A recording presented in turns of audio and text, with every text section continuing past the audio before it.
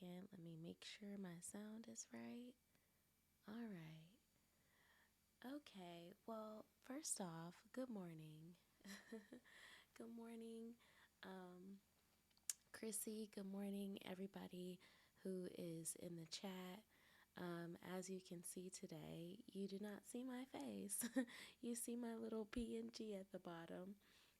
And that is because I had so many camera issues. I don't know what the problem is when it comes to the issues, like the technology issues, but it is what it is. Um, we've been having all kinds of things going on when it comes to sound or visuals. I'm pretty sure. Oh, a little soft. Okay. Let me turn up my gain a little bit and I can turn up this. Thank you so much for sharing that. I honestly, I'm speaking a lot softer than normal. Oops. I'm speaking a lot softer than normal because I'm not feeling well. So that's probably something. Let me know if that doesn't work. I want to make sure that I'm hopefully, you guys can hear the Discord and everything once we get our friend Chrissy in. I'm really excited about today's conversation. We're going to jump into Stardew, and we're actually going to we're going to start a co op farm. And for those of you who are not part of the Discord or don't follow me on Twitter, you probably, haven't seen that we're starting kind of like a little mental health chat. Pretty sure it's not going to be every single Thursday because, we got holidays coming up. We got all kinds of things. As far as holidays and traveling and things like that. But at least this Thursday, I'm really excited. And next Thursday, I'm really excited for us to be talking mental health while we farm, while we have this co op farm. So, my question, and hold on, let me read the chat. So sorry to hear you aren't feeling well. I hope you recover quickly and easily. Thank you so much, Chrissy. I'm not sure where this came from. Oh, hi. Welcome in. Is that pronounced Seka? Welcome in. Thank you for the follow. Feel free to lurk or chat if you feel like it. I was just explaining that today we are a PNG, and we're a PNG because camera issues, technology stuff. I might actually have to get a new camera, y'all. I was just looking at cameras today, this morning, and yeah, I was thinking this might have to be it because, to be honest, like I don't know how this is gonna I don't know how this is gonna work. Um, I don't know how this camera issue is going to maintain itself, or, it's going to maintain itself if I don't change the camera. So there's that. Anyway, for those of you who are new, I'm MJ Hart. I'm a therapist and also a gamer, and I enjoy bringing those things together to discuss mental health topics and really be able to offer up access to mental health topics and things like this in the community where we're not usually able to talk about these things. So the agenda for today, in a few, we're gonna bring Chrissy Cat on, and we will bring her PNG her PNG pop up on. So sorry for the misunderstanding, Chrissy Cat, as far as camera stream together. We were planning on doing stream together, and I had all the overlays set up. I was ready, but last night during testing, the camera apps kept shutting down, and so we're gonna make do. Seka, you said you just started therapy recently. Nice, nice. How are you liking it? I know that sometimes therapy is hard. And actually, I'd love y'all's thoughts on that, in the chat as far as, you know, therapy and its helpfulness and different things like that. Because I know for some people, um, that sound, sorry, for some people, therapy is really, really hard. And honestly, it's not something that's super relaxing because you were doing a lot of work. And then for other people, they're like, yes, therapy is such a breath of fresh air. It's so great. Um, and so I'm curious for y'all who are in therapy or have done therapy before. What's your experience? Chrissy, let me hang here in my pajamas. I love that. I love that. Seka, you said first session was great, but the second one didn't go well. But that was because Seroquel turned my brain into clouds. That's understandable. I can only afford it once a month, sadly. Yes, you know what? You bring up a really good point. Therapy is definitely expensive.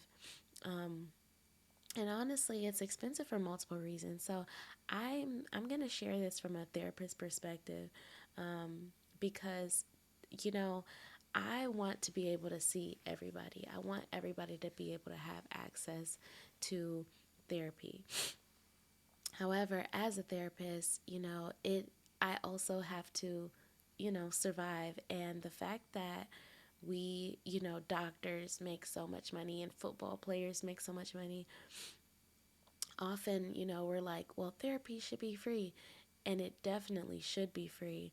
And, I think it's up to different, like government, insurance, all of these systems to be able to pay mental health professionals, because otherwise we're kind of like, okay, we have to go through these long processes to get credentialed. We have to go through long wait times to be paid.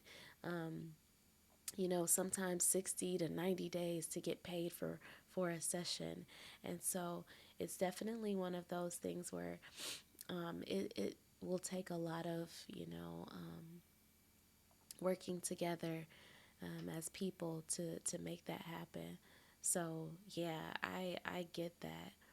Chrissy said, I personally love going to therapy. While I went, I had a very good therapist the first try, and we had a lot of serious conversations, and I worked through a lot of trauma, but I also grew to enjoy and look forward to my weekly sessions. That's amazing. And I think that's always good when you can look forward to it. Sometimes I have a few clients. Most of my clients are like, yes, I'm so excited to like get in with you and talk through these things and work through stuff. And it's always cool. But then there are some that's like, I didn't want to come today.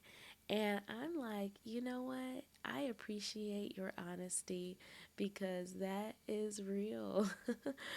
It's real because when you're working, like when you're doing such hard work, it's really hard. So, give yourself a break in that if you ever feel like you don't want to go, then it's probably because it's difficult, um, or other reasons that you might have. Seka, you said you're in Canada. Nice, nice. So a lot of stuff is covered, but not therapy. Yeah, I actually have a couple of friends in Canada, and I hear it is hard to, um, you know, at least find a therapist, but also, pay for it because, yeah, mental health. I mean, I love Canada for so many reasons, and one of them is that a lot of stuff is covered. Um, but yeah, therapy not being part of that, it's frustrating, I imagine. I actually every now and then I go to Canada just for like coffee.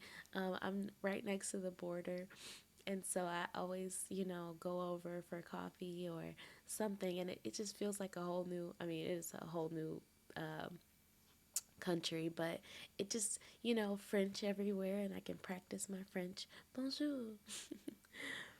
Um, don't know if it's too far to talk about, but I've been to a psych ward like 10 times now, and I'm glad I've never had to pay for a stay. Ooh, thank you for sharing that. That's, a lot of people experience that, but some people, don't feel comfortable sharing stuff like that. So I appreciate you mentioning.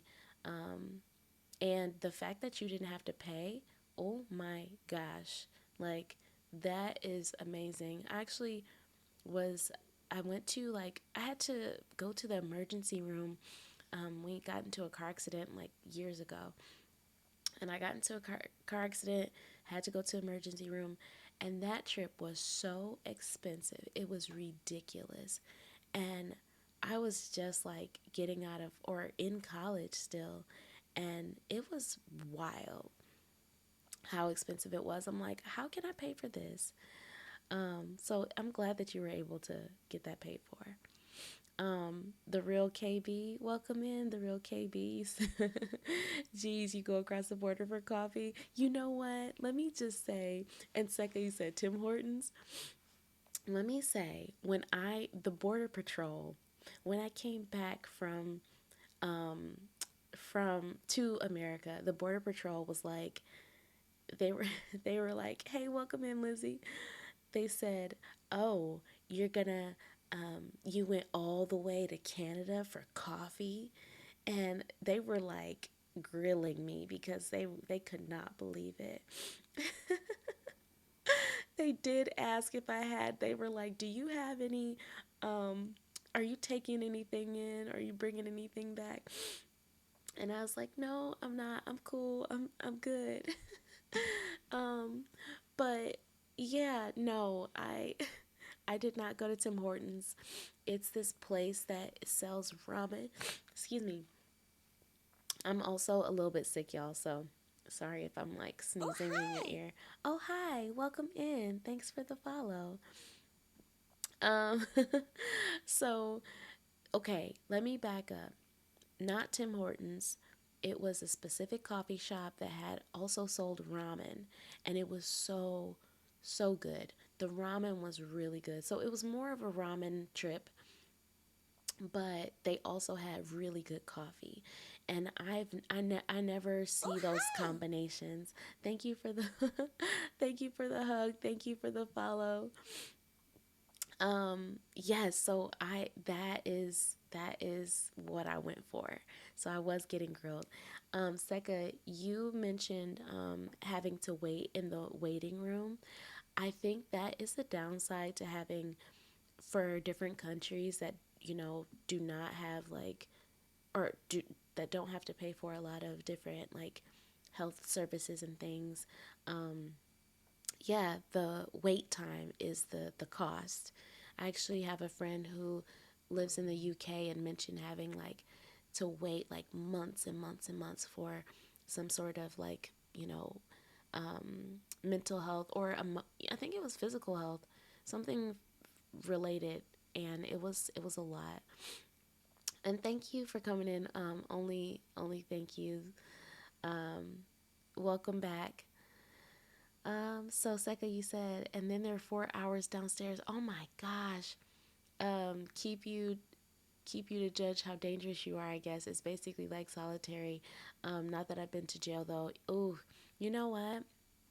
I'm actually reading this book called The Great Pretender, where these people had to, and they didn't have to, but they went into these mental hospitals, and they had to convince each other, or no, no, not each other. They had to convince the doctors that they were sane, but the doctors were, and this was years ago. It's like 1973, and I'm like in chapter 2, and I'm shook just at how far we've come when it comes to mental health and things.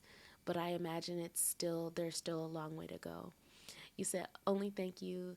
You said good morning. I lost you. I subbed but forgot to follow. Oh well, welcome back. I'm so glad you're able to come back. It was such a good time having you here the other day. And Lizzie, thank you for the hug. Coffee and ramen. Seka, it doesn't sound great. It doesn't sound great, but it is. It was amazing. Oh, you were in an ad. Okay, I will repeat it.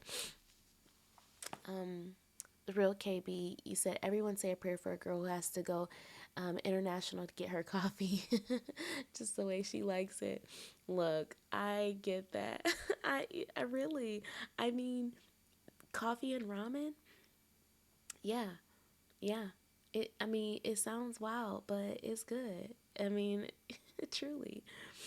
Um, You said, "Woo, I love ads," right after I say anything. Oh my gosh, hopefully the ads go. I think I should only have um for whatever reason, there's like one every however long. I try to spread them out as much as possible. So if if you're in an ad, feel free to redeem the in ad channel point, or just let me know to repeat something, and I got you. What did I say about the waiting room?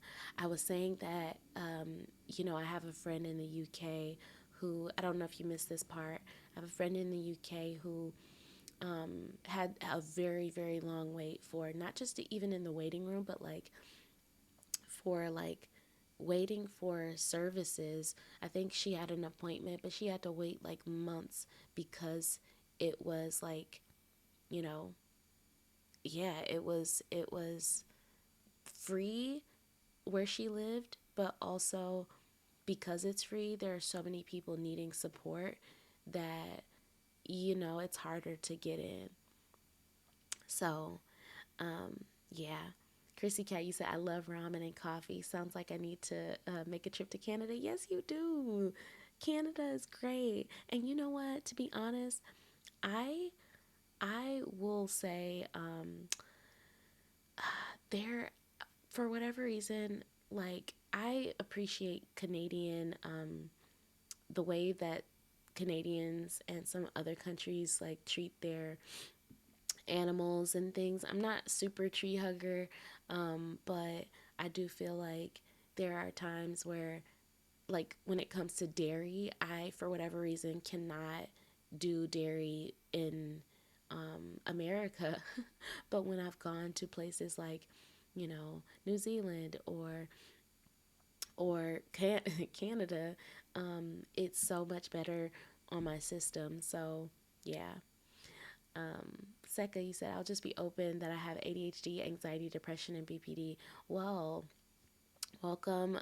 You are definitely welcome, even with ADHD, anxiety, depression, and BPD.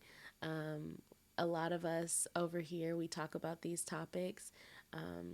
And and you said quiet BPD. Okay, I got you. Yeah, we definitely talk about these topics. Sometimes we have like, events where people can come on and share their experiences. Um, Today, for those of you who are just coming in, we're going to be playing Diverse Stardew Valley Extended with Chrissy Cat here. In a couple of minutes, I'm going to pull her in and we can start the conversation. So please, if I'm running a little bit behind on chat, please give me a little bit of grace. Also, I do not feel well. I feel I feel a little sick. I always tell, everybody here, take care of your mental health, take care of your health, take care of yourself. And I've tried to for the most part, but I do not think I've had proper hydration or sleep for that matter. And so today might be a little bit shorter of a stream than usual, but it's gonna be good. I think we're gonna have some good conversations, especially with some new people in the chat. KB and Seka and Only Thank Yous is back, so I'm excited to chat with y'all. Um, I personally have ADHD, and also I'm a therapist, and I'm like, those things together make for really great therapy sessions. um, Sometimes we go over on time, but that's neither here nor there. Once an online friend told me to mix peanut butter and ramen. Oh, yikes. Yikes. That sounds really bad. Peanut butter and ramen. Um, yeah, yeah. KB, I think it's supposed to be like 90 seconds of ads for every 90 minutes or something. You know what? I went in and changed my settings. And so I think it's around like, I mean, I think it might still be that. Um, but if there's ever an ad, and just take that as an opportunity to like go to the bathroom, get some water, whatever, and then come back and let me know like what part you need me to repeat, because I totally will. You said I have quiet BPD. Oh, I read that already. And sometimes tell people for the first time I have BPD, but not true crime BPD. Got you. Yeah, yeah. Sometimes they exaggerate, like in you know, crime shows and documentaries. Um, yeah, I feel like. Psych. Wait a minute. I read your message before. Okay, let me finish my thought. I feel like they exaggerate a lot of different mental health disorders, or just mental neurodivergency in general, in the media, and sometimes that can be pretty harmful. I will say sometimes it can be helpful to bring awareness to certain conditions that people had no idea about, but other times it's kind of like putting a stigma on people that, you know, don't really don't really need that. You already got a hard life. Why add more drama of, judgment in that way? Hydrate being 900 might explain the struggle with water a bit. I am cracking up right now. The hydrate is expensive because my mods always tell me to hydrate like every few seconds. I mean, I'm exaggerating a little bit. They tell me to hydrate all the time, and I'm like, okay, fine, fine. So in our Discord, we did a water challenge last year, and the water challenge was a whole month, and we had to drink half our body weight in ounces. And that was a lot. It felt like a lot of water. And we drank it. We drank it, and we made it through. But I was like, you know what? I'm sick of y'all with this water. I am gonna take a break. And so I will make it cheaper. You know what? It is kind of high. So I will make it cheaper, at least for those coming in who want to tell me to hydrate. And you know how you already get like 300, or yeah, you get 300 for just like being in the chat, and oh, actually for following. Yeah, yeah. I feel like it could be 300. We'll bring it down next stream. Reminds me of Hold Your Wii for Wii radio contest. Oh my goodness. I don't recall that, but I will have to look that up. Hold Your Wii for Wii. It was sad. One of the people who was in the contest, oh no, died from water intoxication. No. Yikes. Um, Yikes. Yeah, I'm gonna have to look at that. I'm gonna have to check that out because that sounds something I need to know. Um, all right. You said, Chrissy Cat, it's basically a competition to win a Nintendo Wii by holding your bladder. No, no, no. Yeah, that's rough. um, well, let's bring you in, Chrissy Cat. I am gonna bring you into this chat here. Before we start, I want to let y'all know that I am testing out crowd control. So you might see crowd control. Um, Let me see. Yeah, you might see crowd control on here, on the game or whatever, or on the interface of Twitch. If I don't know if it's like just on the phone or if it's multiple places. I'm not sure exactly, but yes, we're gonna put that here. Oops, we're gonna put that here so y'all can see it, and we're testing it out. So feel free to, you know, play around with it. If you have some coins, I think you get free coins. So use them sparingly if you don't want to. I think you can like buy coins with channel points or bits or whatever. Um, uh, Crowd control. Hold on, y'all. Studio mode is studio moding. um, I'm gonna actually close that. It's I don't know what it's doing here, but whatever. We'll start. So you might not see it on the screen, but at least you'll know and I'll know what's going on. So let's see. Let's drag in Chrissy and undeafen. All right. Good morning. Can you hear me okay? Yeah, good morning. How are you doing, Chrissy? I'm good. I haven't spoken yet this morning, so my voice is a little scratchy, but it'll clear up really quickly, I'm sure. Nice. Let me turn us down just a little bit because I'm seeing the sound bar on the screen and I just want to make sure we got a balanced chat here. So, can you try talking? Absolutely. Okay, perfect. Perfect. I think we're good. All right. So, how are you feel how are you feeling this morning? You mentioned like voice being a little scratchy. Hopefully it doesn't feel like how mine feels. No, I do not feel sick at all, and thank you so much for taking the time to be here, even though you don't feel well. Like, I do appreciate it, and you absolutely did not have to go through with the stream if you weren't feeling well, so I'm just glad that you're here. Yeah, absolutely. And thank you for that. Honestly, it was one of those things last night where, I don't know. I don't know if anybody's familiar with the Enneagram, but I am a one on the Enneagram. I'm one of those people who is like, no, I said I'm going to do this. I'm going to do it because I want to be reliable. And at the same time, I'm like, okay, last night I was thinking, no, I really need to just like really give myself some grace and really like take care of myself. And so I was like, I'm going to just tell Chrissy, hey, this is a heads up just in case, just so you're aware, but also still, make space for me being able to in the morning. So I woke up this morning and I was like, okay, I feel good enough, I feel well enough to do this. So I will go through with it. If I didn't, I wouldn't. So I was trying to be kind to myself in that way.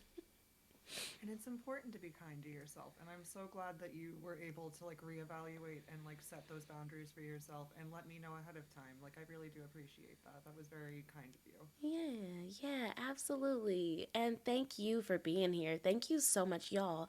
Chrissy has been super helpful in setting up the mods and everything that we have going on today. So I'm really excited to start this farm and get this going because I mean, really, she was super. You were so helpful. So thank you. I mean, even though you're like, oh yeah, I didn't have to do a whole lot, it was so helpful to me, and I'm so grateful for you. Thank you so much. It like I ran into a couple of hiccups, but it wasn't like anything big. The one thing I will let you know is I was testing this with my roommate a couple days ago because I really wanted to like get started and like look at what the farm would look like. Mm-hmm. I don't think we start out with a TV in our house. I think Yes. it's glitched out for some reason. I didn't know a different mod to put in to fix that or what to Yes. take out to fix that. So I'm so sorry about that. No, it's okay. I tested it and I realized the TV was gone, but there was one mod that it was like it took out the TV, but then there's another, I think a mod that goes with it that like maybe there's like a file or something and there's like this email or this piece of mail that you get that says, "Hey, while I was doing the development, I forgot the TV, so here it is," and you get it in the mail, but I didn't see it in the mail Okay. the first day, which is fine. Like we can rough it and not know the weather. It's like we don't need to know the weather or the luck stats right now. We're not Right. we're not super serious about this, guys. We're enjoying like the mental and like psychological aspects of Stardew. We're not focused on like the crazy gameplay today. Yes, exactly. So, what I'm going to do right now is I'm going to set up the farm. Um, let's name our farm. What do we want to call it? I'm not sure. I think we. Also, I think with the cabin layout, we want to do them spread out because I tried to do them close together, and with Mm-hmm. the cabins, they were like all like next to each other, where like some of them weren't accessible. Okay, sounds good. All right. Well, What should we name separate. our farm? What should we name our farm? Anybody wanna in the chat wanna put their 2 cents in? Um, Lizzie, I see you. You know you are familiar with the Enneagram. What's your Enneagram type? I think you said that around that time. Good morning, Mr. Oakby. Welcome in. Oh man, Stardew Valley. Love this game. Yes, we are doing some Stardew today. Mr. Oakby here is our um, resident professor of Boulder's Gate. Chrissy, I don't know if you remember the other day, Mr. Oakby was giving us all the tips. Oh yeah. I was doing my best because I play Dungeons and Dragons, so I know a little bit about like how the numbers and things worked, but I wasn't really sure like how the mechanics worked because I played the intro to Baldur's Gate and Mm-hmm. it was just a little too out of my comfort zone for me, just like with the gore level. I'm sure I could find a mod to like turn that off, but I Mm. just at the point I was in the game, I was like, I think I'll let this one pass. Mm-hmm. Yes, I get that. Good morning, Eddie. Thank you so much for being here. Yes, good morning. Eddie, for those of you who are just coming in, I'm MJ Hart and this is Chrissy Cat, and we are discussing mental health as we set up our farm. Well, first we got to set up the farm, then we're gonna discuss more. So let me just hurry up and make my person because I don't think you can make your person until the farm is set, right? No, I can't make my character until you set up the farm. Okay, perfect. So let me go ahead and we can. Eddie, you said my guy was Jake from State Farm. His favorite thing was khakis. I love that. That's Um, so funny. so funny. Okay, what do you think about the intro? Do we want to let's I'm thinking we should look at the intro even though we've probably done it a million times. Looking at the intro so we can kind of see some of the things that our person kind of experiences. Um and I think that would be good conversation for today. What do you think? Absolutely. I think the intro is like sets a really good tone for like how the farmer is like entering this state of mind and like this new lifestyle. So I think that the intro would be good. Okay, sounds good. We can call it um let's call it okay. I don't know, for whatever reason. I don't know your actual name. Obviously, we're using our handles, Chrissy Cat. But for whatever reason, I'm kind of feeling like Crystal Heart Farm. Do you That like works. My name is actually Crystal, so that works out perfectly. perfect? Crystal Heart Farm. That is, oh, I love it. Okay, so let's go ahead and make this. We got the immersive farm, right? Yes. All right. Okay. So let's look at what's going on here. Oh, Lizzie, I see you. Oh, for my very special granddaughter. Oh, wait, I want you to have this sealed envelope. Oh, no, no, don't open it yet. Have patience. Now listen close. There will come a day when you feel crushed by the burden of modern life. I feel that already. And your bright spirit will fade before a growing emptiness.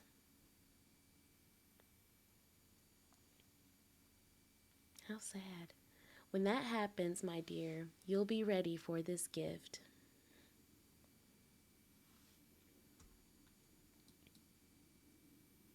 Now let Grandpa rest. Oh, however many years Grandpa's later. already wise beyond his years. I know, right? Oof. So, Georgia, we're at Georgia. People are working. Literally, this is addiction here. Have you ever looked at that, Chrissy? Like, you seen Yeah, these I've seen pills? the guy with the pill bottles, the terminated empty cubicle. That one person is just sleeping over Yeah. there, Yeah, and then and then the there's a literal skeleton on the bed. yeah, this here is it's wild. All right. Dear MJ, if you're reading this, you must be in dire need of a change. The same thing happened to me long ago. I lost sight of what mattered most in life, real connections with other people and nature. So I dropped everything and moved to the place I truly belong. I've enclosed the deed to that place, my pride and joy, Crystal Heart Farm. It's located in Stardew Valley on the southern coast. It's the perfect place to start your new life. This was my most precious gift of all, and now it's yours. I know you'll honor the family name, my dear. Good luck. Love, Grandpa. P.S. If Lewis is still alive, say hi to the old guy for me, will you? Oh, that's so cute. Oh, let me catch up with chat. Lizzie, I see what you meant. Like, you want to follow through. You make a promise, you want to follow through. Eddie, you said, I just parked the car at work. I have to get into the office now. I might jump back in audio only. Eddie, thank you so much for coming in and, you know, being, listening to us on your way to work. Love that. Yeah, Eddie's a very kind member of my community. He Oh, shows up yay. all the time, and he's just very supportive of everything I'm trying to do here Oh, today. nice, nice. That's super cool. Uh oh. I think I'm gonna have to turn down the sound. Yeah, I muted the stream because I have you on the Discord call, and I didn't want to hear both of our voices echoing back at me. Yeah. So I don't know exactly how loud that is. Okay, Look yeah. at Vietnamese Robin. I know, right? She's gorgeous. I love her. I know. Okay. I'm Robin, the local carpenter. Mayor Lewis sent me here to fetch you and show you the way to your new home. He's right there now, or he's there right now, tidying things up for your arrival. The farm's right over here if you'll follow me. Yeah, the sound to the game is so loud that I'm gonna have to. I can't turn it down yet, but We have to get through the cutscene, I think, before we can get to the menus. this is Crystal Heart Farm. Oh, I love that. What's the matter? Sure, it's a bit overgrown, but there's some good soil underneath the mess. With a little dedication, you'll have it cleaned up in no time. Oh, Chrissy is very low. Okay, we will turn up Chrissy shortly. And here we are, your new home. Yay! The new farmer. Hey, Lewis. Hello, Lewis. Oh, welcome. I'm Lewis, mayor of Pelican Town. You know, everyone's been asking about you. It's not every day that someone new moves in, it's quite a big deal. So, you're moving into your grandfather's old cottage. It's a good house, very rustic. All right, rustic, that's one way to put it. Crusty might be a little more apt, though. Rude. Don't listen to her, MJ. She's just trying to make you dissatisfied so that you'll buy one of her upgrades. We gotta keep the housing economy alive somehow around here. Anyway, you must be tired for the long journey. You should get some rest. So, tomorrow you ought to explore the town a bit and introduce yourself.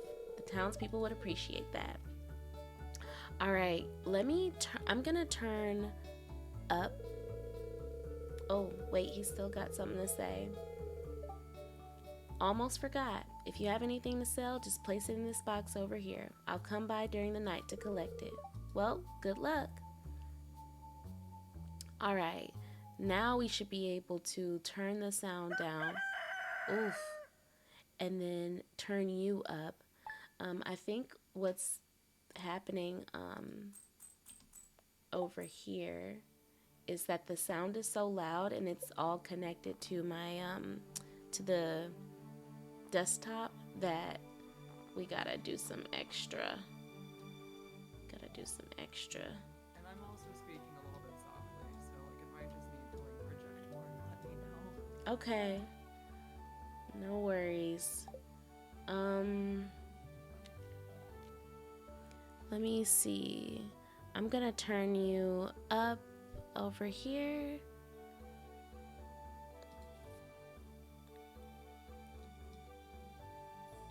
There we go. All right. There Chat, we how do go. I sound? Yes, chat. Tell us where we're at. Um, I'm But I gonna. think I can either join via invite code or you can directly invite me through the Steam overlay. Okay, so. Oh, I just Um, see it. I see it right now. Okay, I'm coming in. perfect.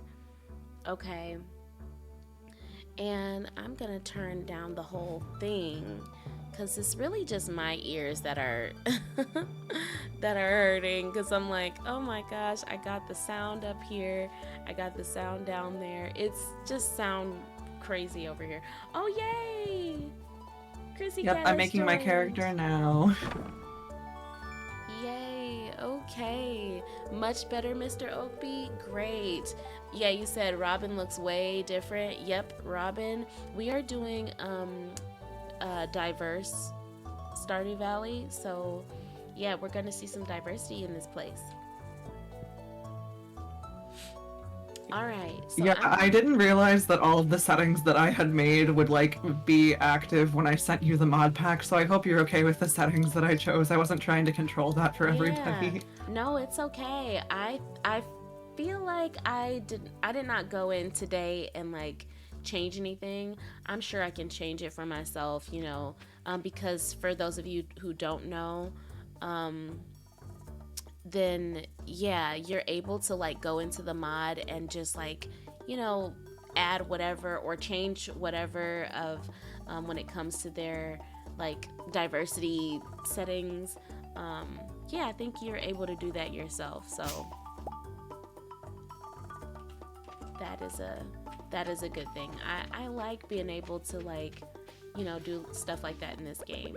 Oh, you're here. You're here. I am here, and Eddie says I might be a little bit loud now. Okay, I Whoops. turned you down just a little bit. It is really so if for those of you who are maybe new to the stream, new as in like within the last couple of, we'll say the last few, like the last month or so, I had a mixer and I used to use a Razer mixer and it used to control all of the sound. I was able to turn down the game sound, I was able to turn up certain things, but now everything is together because I had to get rid of the mixer. The mixer was causing problems, causing my computer to crash, and it was not good. So, definitely had to like change that. And now I don't have a replacement mixer because expensive. But yeah, long story short, now we have a lot more audio things to consider. And so, yeah, I appreciate those of you who are, just kind of sharing things in the chat like, hey, turn this up, turn this down. Like, this is super helpful to me, and I hope it's not too much work on your end. Okay, so what do you normally do, Chrissy, when you like start a farm? What do you normally do? I usually spend my energy, like I just did, chopping down trees that are in the path in the way so I can make a chest Mm-hmm. because we have one row of inventory space and that does not go very far. Yes, yes. So preserve it, figuring out ways to preserve resources. I Yes. got you. So we have our chest right here that I'm dumping things into, and then I like to clear a little area just to make sure we get those parsnips in the ground. Nice. Okay. Perfect. So, what did you think about the opening scene with the grandpa, the Joja Mart, things like that? I think that it's a little heartbreaking that Grandpa was able to predict that all of that was going to happen to you, that he knew that you would get burnt out on life, probably because of like the way that his children rejected the farm life, or just for whatever reason, and that he thought that this would be a good gift for you rather than like a different member of his family. He Mm, sees potential in you to be mm, able to like forge these relationships, and I think that it's really cool and that you must have been like really close with this grandfather character. mm.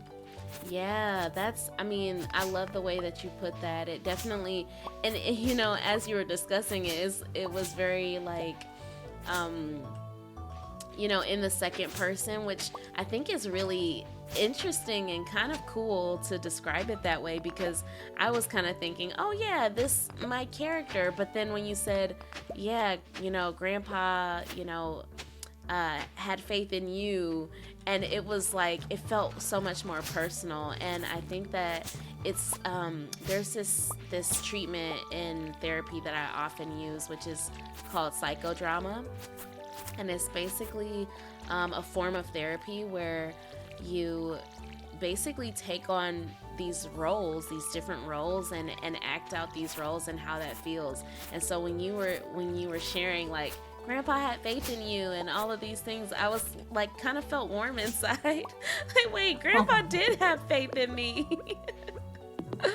Well, I think that farming sims specifically, like Story of Seasons games and like Harvest Moon and stuff like that, I think that they're absolutely self-insert games. They're supposed to be, right? Because you're Mhm. like forming bonds with all of these characters, and you're the one who's going to get married to them, or you're the one who's going to have an effect on them. And so Mhm. even though like they're getting to know the farmer and they can't really get to know you quite as well, the parasocial relationships that you have with these villagers and stuff like that can feel real on your end. And so it's like you're inserting yourself into this world. Yeah, yeah. I love that you brought that up because honestly, it makes me think about the pandemic and how it was rough, man. It was so rough. Like when, you know, COVID hit and then we had to be locked down and stuff, and, you know, basically not have communication and see people. And so for a while, even like truly as a therapist, I was thinking, this sucks. Like, I miss seeing my clients in person because it it doesn't feel the same doing telehealth. I was really struggling during that time, and I actually started playing Animal Crossing, and when it first came out that March, and I remember on my birthday in May, I was so happy when the characters made me like gave me a birthday party, and I was like, "Oh my gosh, this is so sweet." And it felt so like, you know, it just brought up so many joyous emotions, even though I'm like, this is not real, but it feels real. Exactly. And it's as real as you want it to be, you know? You're investing your real life time, especially into a game like Animal Crossing that is in real time. Mm-hmm. Yep. Like you are investing your real time into making a prettier space or just a community, right? And so it makes sense that you want to have relationships with those members of your community Yeah, yeah. and that you would feel something for them. I think that these games do a really good job at invoking emotion.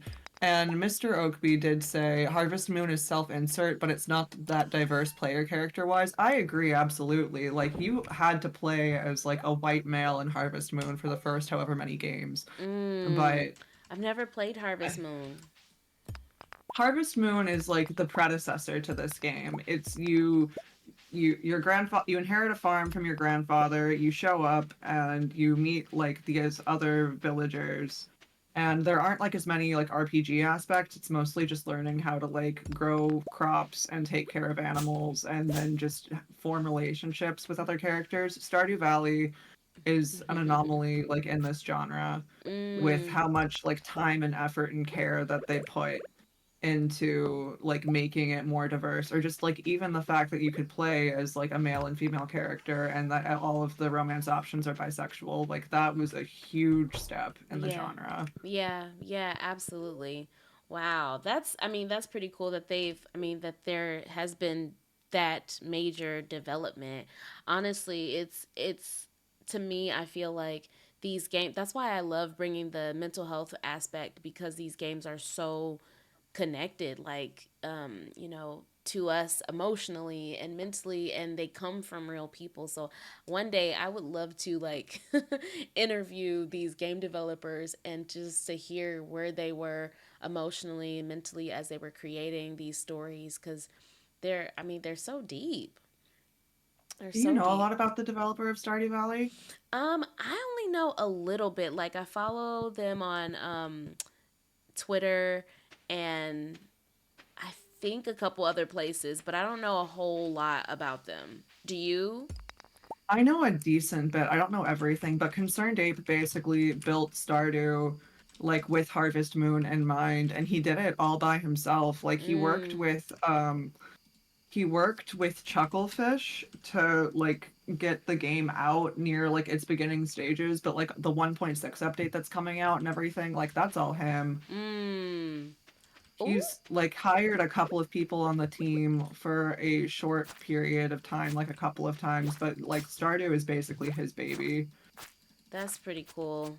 That is so cool to me. I actually I think that like I would it would be a dream to like figure out if I can like interview him and talk to him about what he was coming up or what his thought process was, because I think about some of these characters that we're gonna meet in the town and I just think about how their stories develop and where was the inspiration, especially if he did all of this, so much of this kind of by himself. um yeah, I just wonder where the inspiration came from when it comes to some of the people in the town. Because so far we've met Robin and we've met, Mayor Lewis, and I'm just thinking about like their stories. And I don't remember having Robin have a really in depth story. Do you? No. Robin's character development, and it might be different and expanded just because they like added a lot of storylines and things like that. But Mm-hmm. Robin's primary like placement was to be the carpenter and to be part of an interracial marriage and like her Mm-hmm. relationship with Demetrius and Maru and Sebastian. Mm. Yeah, yeah. That is interesting. And I wonder what that's if we were to oh my gosh, there's a monster. Oh, I was about to warn you, but you were in the middle of talking that in this mod that there are like slimes and bats and things that can spawn on our farm at uh night. I just killed a jelly, but I was like thinking it was just the jelly and the bats, but I didn't know they had the like big monsters.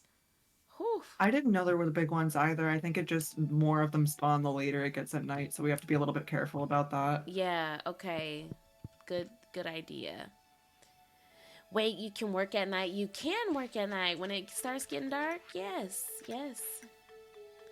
Willie wants us to come fishing. And I did put in the mod that auto catches the fish for you because I knew that was a priority Oh, for you. yes, that is. Thank you so much. Yeah, we definitely need the auto fish because, whew, that It's fishing is just rough. really helpful in multiplayer because fishing can take up a lot of time and the clock doesn't stop on either end if there's like more than one person here. Mm-hmm. Fishing was a trial. It was. It was, Mr. Oakby. All right. So usually day two, I like to go. I like to, do stuff around the farm, but I really like to go and talk to, some of the people in the town. And I like to fish because, well, I like to fish and then catch the fish immediately. Because I know that like time will fly. And I don't know, for those of you who have a certain neurodiverse like diversity, and for me specifically with ADHD, time blindness is real. So, Oh, 100%. mhm. I am the same. Really? Yeah. I was actually recently diagnosed with my ADHD in 2023 at 24 Mm. years old. Oh Um, wow. which was crazy to me because like a little bit about myself is that I was diagnosed with bipolar disorder when I was 18 years old.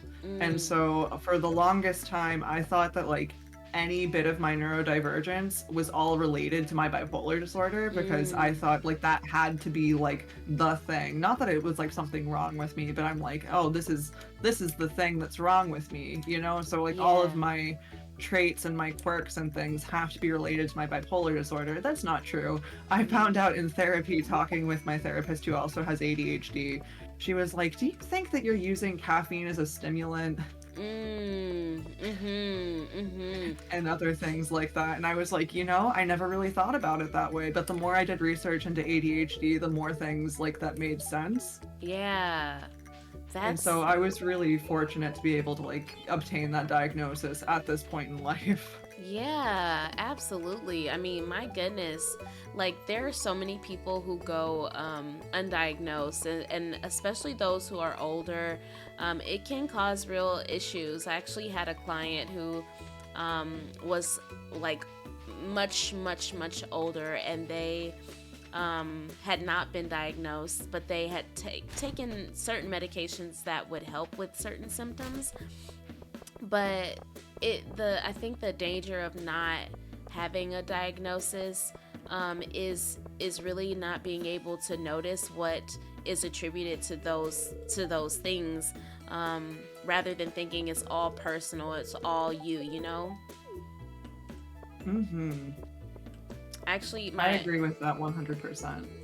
um actually there's a couple of older people that I know that, they're like, why am I still, like, I'm this age, I might as, I should be able to do this, or I should be able to be this way because I'm old enough. And it's like, yeah, you might be old enough, but like, neurodiversity is important to consider, because if your brain is working a certain way, I always encourage people to, you know, work with your brain rather than against it. And so, I think that like there are lots of ways that we could do that. And I'm actually curious for you, like, how do you do that for yourself, if you don't mind answering? Of course you don't have to, but how do you work with your brain instead of against it?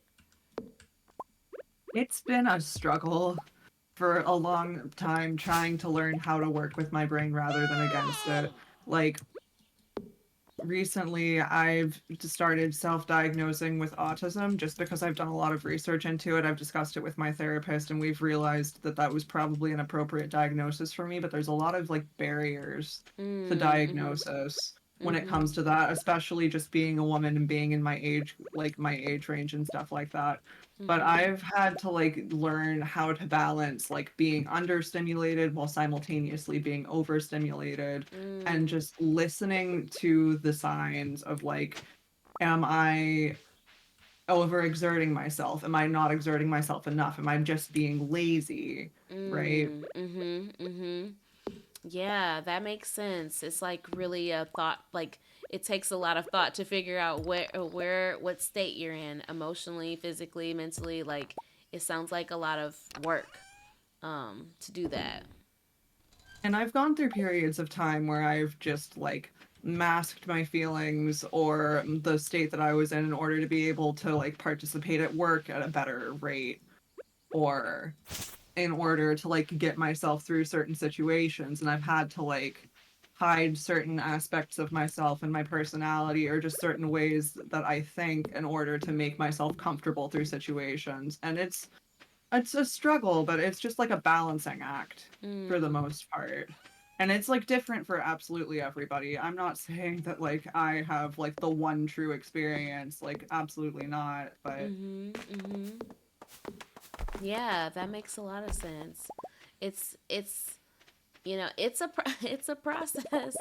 I tell you, it's a process. When I was diagnosed with ADHD, actually a couple of years ago, it was so helpful to be able to good morning, Aunt. It was so helpful to be able to recognize, oh, like I am I this is the way that my brain works, and this is what, what I struggle with in this area because of these things. However, this doesn't make me like, it made me able to like depersonalize a lot of things, if that makes sense. And I actually created a work, or I didn't create the worksheet, I posted the worksheet in Heart University Discord. Hey, Terrible Gaming, welcome in. Good morning. I posted a worksheet that was about like basically not taking things personally, and I think that given my diagnosis, it was easier to depersonalize things. It's not that I'm just this, horrible, lazy human being. It's that my like executive functioning in my frontal lobe is having a hard time right now. And so, what do I need? Oh, that means in order for me to get up and do something, I need to put my headphones on, blast some Imagine Dragons or some Brandy or whatever music, and just let myself move, and I need that in order to navigate that. And instead of saying, oh, I should be able to do that without the music, no, I needed the music and I did it. So it is what it is. I think advocating for yourself and accommodating for yourself is one of the best things that you can do. Mm-hmm. Just like in a mental state. It's so easy to think like, oh, I shouldn't need this accommodation, especially like in Mm. a workplace, but even for like, even just personally for yourself, it's so easy to think, oh, other people don't need earplugs to go to the grocery store. So why should I need Mm. earplugs to go to the grocery store? Right. Right. Or like, I shouldn't have to put on music to be able to be productive. I should be able to just get to it and do what I need to do. But it's a lot of like that should thinking Mm-hmm. that can be really detrimental because you want to like participate in life and do the best that you can with what's available to you. You don't want to burn yourself out because you're going to burn yourself out if you just don't take care of yourself and try to work in a neurotypical space when you're not neurotypical. Yes, exactly. Exactly. It's so interesting because, like, we have so many shoulds and we have so many things that we tell ourselves, like, oh, I should be able to do this without this thing, or I should be able to do that without this thing. And to me, and really what I have noticed when it comes to my clients as well, is like just accepting reality. And one of for BPD, one of the main treatments is DBT, which is dialectical behavioral therapy. And Hmm. one of those tenets, I guess, is radical acceptance, and just accepting what is versus what should be. And that is so hard, but also so necessary in order to actually do something different, in order to actually make changes. Yeah, it's accepting the reality even though we don't like it.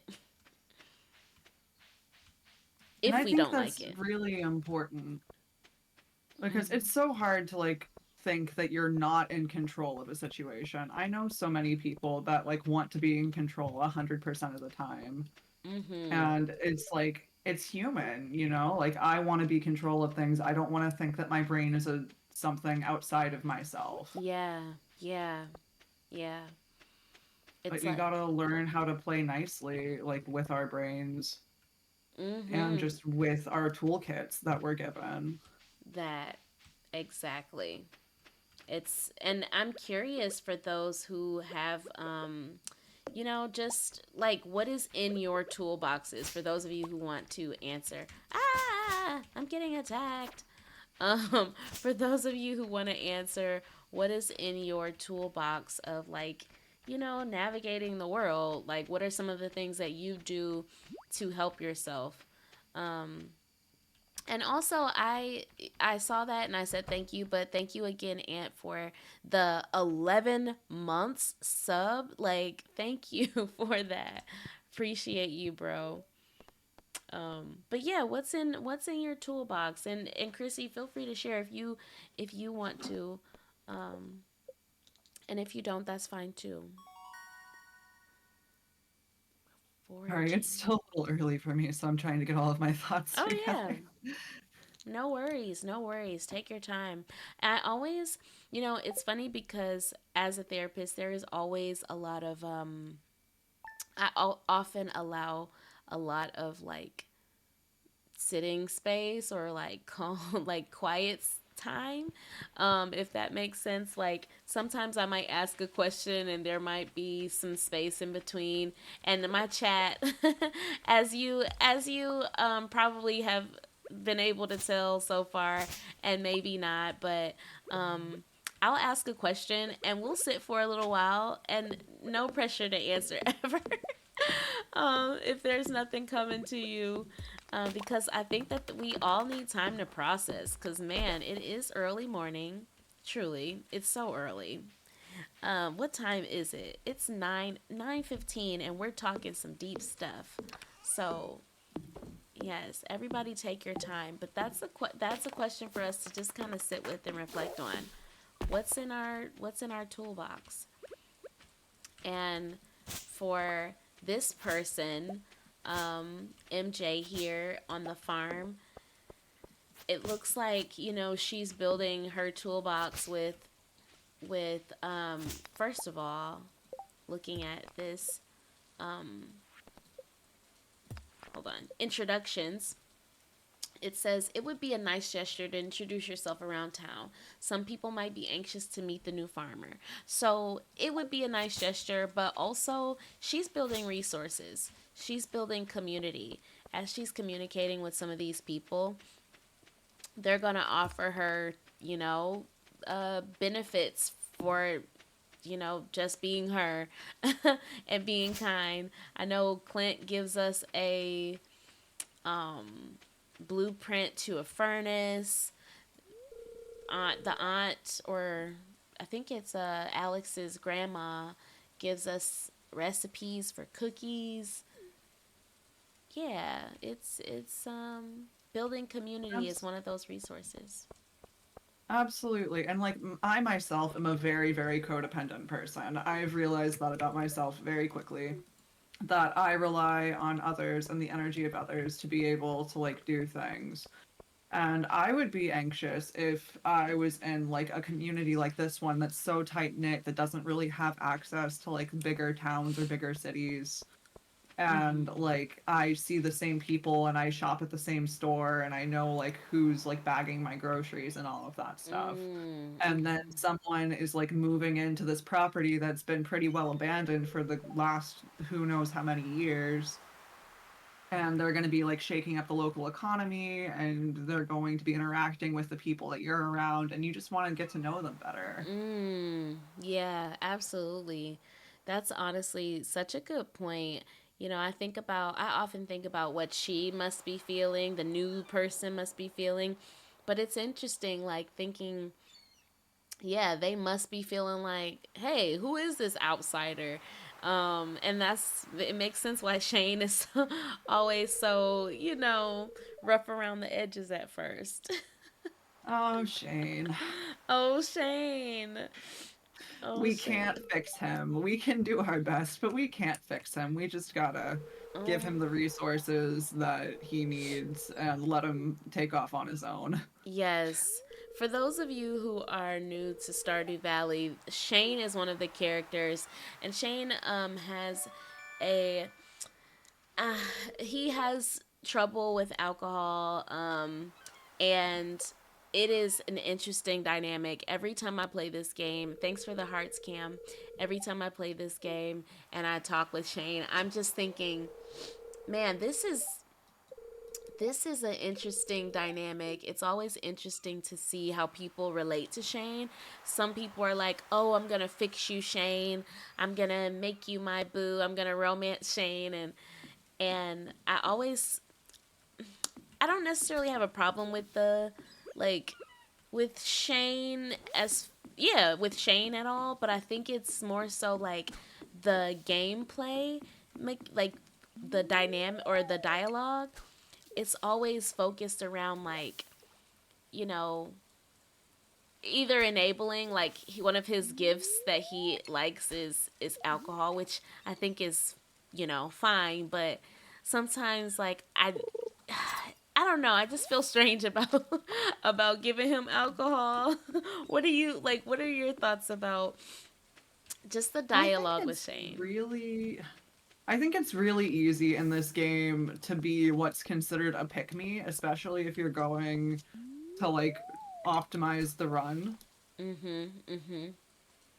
Yeah. Like you give people two gifts a week and you want to give them all their favorite things and you want to like show them like material love in order to get them to like reciprocate feelings for you, and it's not the healthiest thing. I think that it's a good thing they limit it to like two gifts a week, because there are some games where you can just like give someone their favorite thing every single day until they love you and want to marry you, and that's a Oh, little bit manipulative. right? Oh my gosh. I'm so glad you said it. Because literally, I think it all the time. And I'm like, I understand that where, like, how do you measure, like, relationships in games? Like, when the game is about, building relationship, building friendship. And to me, I just feel, I'm glad that you mentioned that because I do feel like, geez, this is pretty whack. The fact that like we're trying to get out of people pleaser habits, we're trying to set boundaries, and then we do have like part of the game, part of winning the game is being a people pleaser to some degree. Um, Mhm. and so I think it's actually interesting when you look at like maybe this is real, like similar to real life, in that people might, you know, you might be able to manipulate people with gifts over and over, and actually it can be really toxic. But yeah, I could go on a whole long like tangent about that cuz I think there are like different ways to show love languages in this game. Like there are words of affirmation or just communicating with people. You do get like friendship points just for talking to people every day. yeah. And then there are like the acts of service, like doing things on the quest board, and obviously like gifts. But Yeah, that's pretty. I mean, honestly, I'm glad that you mentioned that cuz I didn't, at that moment I wasn't thinking about those different types of like love languages. Um at this point, but I think that is true. Like the quest board having, the ability to do something nice for somebody, um, and of course you get a reward, but like that's just like give and take, and also like just talking to people can suffice, but it is a lot slower. like Oops. the fastest way to someone's heart in this game is through giving them their favorite things. Hmm. And if you give them something they don't like, then they, you know, they are like, oh, and then you lose friendship points. It's like they don't think, man, this person is really well intentioned by giving me something, even if I don't like it. They think, man, this sucks. Why would they do this to me? Right. You know what? This brings up a good point though, because there are sometimes people who do feel that way. They do complain that like, how could you get me this thing?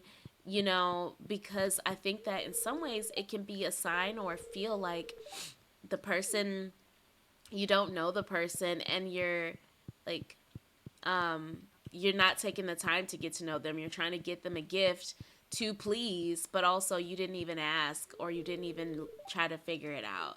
And I think that that is valid like when it comes to IRL relationships. Like, I just ran into Shane and he's like, no, I don't have time to chat with you. And I'm like, that's valid. We are in the middle of the rain and you are trying to get to the saloon and get to your post work de stress, but also, please be nice to me. Right. Right. I think that's funny because you know, Shane is setting boundaries, and Shane is saying, I don't want to talk to you. I don't, and not just in that moment, but multiple times Shane is saying, look, I don't want this. And then we keep pressing. At what point is it like listening to someone's boundaries and being respectful of their boundaries, and at what point is it this character just has a lot of walls up True, that true. aren't healthy for them to have up, and we want to like give them our influence, we want to fix them, but it's not really our Mm, place if they're setting these boundaries and we're trying to respect them at the same time. It's a weird balance in this yeah, game. absolutely. Welcome in, Caesar. Um, Aquino Music. I think we connected in a stream yesterday, right? The day before. Was it yesterday? Might have been yesterday. Hey MJO, thank you so much for the lurk. How are you doing today? Um, yes, the Michigan. Yes, Anka stream, Michigan fam. Yes, Lions.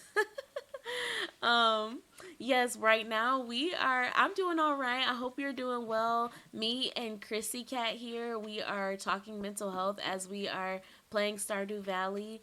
Um, right now we're on day 3, and Chrissy Cat, you just brought up a really great point of like, when is it that somebody, has like these unhealthy rigid boundaries, and when is it that, like, they just have boundaries that we, whatever that is. And so I think one thing that I think is really complex is just that, literally what you just brought up. Because on one hand, if you know somebody and you have a relationship with them, um, after connecting with them in natural, whatever ways, I think that it makes sense to maybe call out some of their rigid boundaries if that is the kind of relationship y'all have. But if they're saying, I don't want to speak to you, I don't want to connect with you, I think that on our end as the person on the outside, it's important to respect those, because we're not responsible for other people's emotional work, and they're not asking us to help them in that. And I think it's different when people do ask us, if they say, hey, can you call me out when, I'm like kind of rigid. But when they don't, it is about no means no, like truly. And I think that's important to recognize, because where does that stop when somebody says like no because it seems unhealthy on the outside, but that's not really, we don't know. We don't know. So I think that's something to think about and consider. TG, you said I heard lions. Yes, those lions. Let me catch up on chat, and then I would like to hear your thoughts on that, Chrissy. Um, Absolutely. I'm doing all right, just trying to stay warm at work. Yes, stay warm, because my goodness, it is hard out here in the snow, and it keeps snowing. Um, yes, we are up. I'm super excited. I actually went to watch the game. And I don't really watch a lot of football, but the fact that the Lions are winning, I mean, the Pistons are pretty bad right now, but the Lions are winning. I'm like, oh man, oh man. Hey, Miss Pocket Papa, what do you prefer? Do you prefer Miss Pocket Papa or your name? Let me know.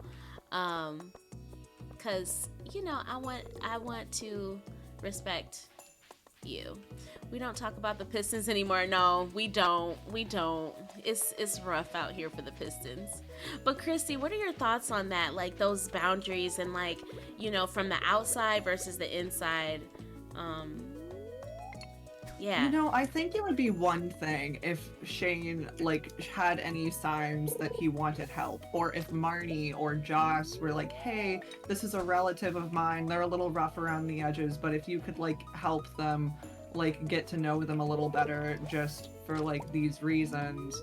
That would be one thing. But Shane wants nothing to do with you. His family doesn't like push you to like try to interact with him. And we're just, I think it's also for people who like have replayed the game Mhm. and like know how the game works and know like it'll work out like better for Shane in the end if we interact with him, Yeah. but we can't always know those things. Right. Like Exactly. in real life with real people, we can't always know if it's going to be okay if we push a certain person's boundaries.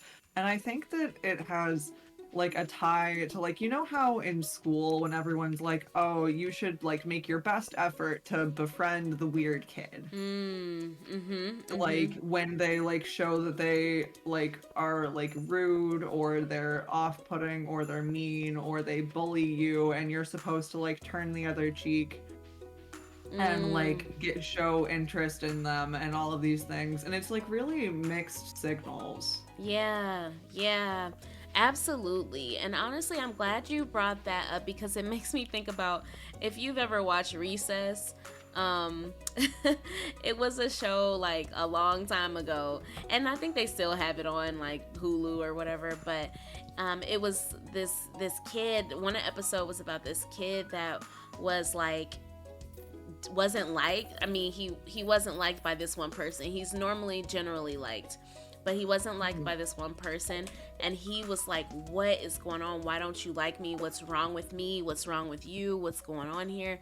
And the kid was like, "It's okay if I don't like you. It's okay. Like some people just don't like other people, and that's okay." And as a kid watching that, I'm like, I guess that's real, like sometimes people and it was a good lesson because I think that it's there doesn't have to be this big deal about when you can't win somebody over, but like sometimes I feel like we make that our goal in to win others over. And actually that's one of the strengths in the strengths finders inventories. I think it's Gallup's strengths finders. And you know, we it's not our life's work to win others over.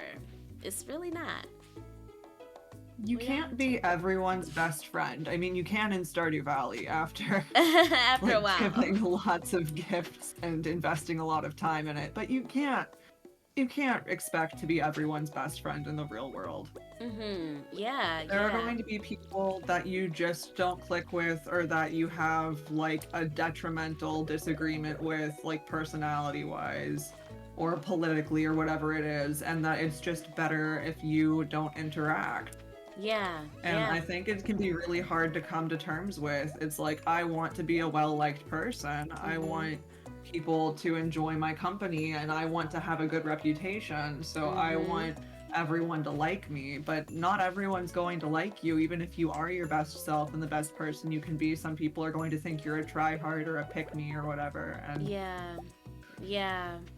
It's always interesting when I find myself in those moments of not necessarily like needing to be liked, but just kind of wanting to be understood. And I think also a lot of people who are neurodivergent have a similar feeling of like wanting to be understood or not wanting misunderstanding. And there was actually last stream? Yes, it was last stream. I had the chat on sub only and I did not know it. And it was so upsetting to me because I'm like, what is going on? Now people are gonna think, I just want subs and you can only chat if you can, if people can sub, and that's not true. And so, I was trying to analyze, and I do this, I therapize myself often, like, why am I so upset about this? And I think it's not so much about people thinking not liking me, it's more about the misunderstanding. Because if I wanted it to be on sub only, I would do that and I would, that would be just fine. But like, I didn't mean that. And so now if somebody thinks, oh, she's just blah, blah, blah, blah, blah, now I care because it's based on a misunderstanding. And, I'll get over it. But it was just an interesting. It's just an interesting process that happened. Um, Actually, that was Tuesday. That was Tuesday. I'm curious if y'all have ever had moments like that where you there is a misunderstanding or you're concerned about being liked or whatever that is. I'm curious about the chat and your experiences in that. like for me personally, I have a lot of issues with communication and being understood. And there have been a lot of points of times in my life where I've had like entire friend groups turned against me because they thought that I was being rude, or they thought that I wasn't like understanding what they were talking about or something like Mm. that. Like I would do my best to convey my opinion and like my side of everything, but I didn't have the same communication tools that they had. It didn't come intrinsically to me like it does to some other people in communication and social structures and things like that. And so I've Mm. had to invest a lot of time learning and thinking about like what is someone going to think about me if I respond in this way? Mm. Yeah. Or is this an appropriate way to converse with somebody? Or am I leaving space in this conversation? Or am I making it sound like I only care about what I have to say and I'm not like showing and reciprocating like the same Mm. kind of care? Yeah. So a lot of self monitoring. Mm-hmm. That makes And it's sense. like at one point I was like I shouldn't have to monitor myself. I should be able to just be myself authentically 100% and other people should understand me. But if you put the responsibility on other people to understand you, you're going to be sorely disappointed. Hmm. Oh my gosh, you are speaking some truth right now, Chrissy, because that is so real. It's interesting how, you know, what is the phrase in relationships, like I shouldn't have to tell them, they should just know. And oh my gosh, that is so, it's like you want people to know, and I think a lot of that stems from, childhood, where um and maybe not for everybody, but for some people I do think it stems from childhood, in that, like, you know at one point, parents, are supposed to know. They're supposed to attune, what does their child need. And at some point, when you're an adult and you can now communicate, or even as a child, you can now communicate what you need, then now it's time to communicate what those needs are. But often we haven't even gotten, as children, that attunement and that feeling seen in the first place. And so sometimes it's like, I just want that experience. I just want that experience of being seen without having to explain myself all the time. And while that's great, I think that, and also it's exhausting to have to explain yourself. It is, I mean, it's necessary. It's necessary I if you would want to be agree with you understood. like 100%. Like there's a point of where like I'm like these are social structures that I've had to learn and otherwise I've been like reprimanded for not understanding them. But on the other hand, should I expect other people to understand what I once didn't understand? Should I have the same expectations of others that people have of me? Mm, mm-hmm, mm-hmm. And I think it's just like a big like balancing act of like managing your expectations. Yeah, yeah, that's real. And managing those expectations, and also giving others grace and giving yourself grace. I think that there are a lot of times when I talk with my clients, we often discuss, just the difference in that, like oh, Marnie's here. The difference in when it comes to like self-compassion, and yet also still having accountability. Sometimes I think that sometimes people equate compassion with like not taking accountability, and you know that's not necessarily true. Hold on one second. We're trying to, what are we naming this puppy? What are we naming this puppy? I don't have a dog. I have two cats. Oh, let's see. Um, let's name it. I'm just pressing the dice. Mm, Chicha? Sicha? No. Wow, these names are something else. They're just really random. Sicky? Ew. Like I think I saw a bong pop up at one point and I'm like, okay. Yes. Pell. How do you feel about Pell? Hell is fine. Okay. um, but I was thinking just the difference between, sometimes we think if I give myself compassion, or if I give grace to someone or something, then also there can't be accountability. And I think that it's important to recognize that, like, on one hand, you can feel sad or feel frustrated that people, like your significant other or someone, isn't necessarily noticing something, and you have to communicate, and also, still feel responsible to communicate. I think it's Absolutely. both and. Like, I'm trying to also, Mr. Oakby, I was just holding the right click button and standing in a circle and moving my cursor around. That's how I pulled up the parsnips that quickly. Um, um Sorry, I lose my train of thought so super No, easily. same. I really am, like, I'm with you, to be honest. It happens all the time, especially while streaming, because I can multitask, but also I cannot. I'm like here and I'm like playing this game and listening to everything that you have to say and I'm trying to agree and like think about what I'm going to say next and I'm also like, "Oh, chat." Oh, yeah. Yes. There's a lot to manage, but no pressure. Oh, I man. think a big thing that I've been trying to do lately is like evaluate when and if I need to give an apology and really Mm. think about what I'm apologizing for and if I need to like set boundaries during that apology or like take accountability but also like share accountability for Mm. certain situations. You know, because there are certain people that'll want you to be a pushover and will want you to apologize for things that just aren't your fault. Yes, agreed. Oh my gosh, that's such a good point. Well, let's pause for a second to say thank Hmm. you so much, Alley Cat, for the 15 months of. Thank you so much. 15 months is a long time. Definitely appreciate you.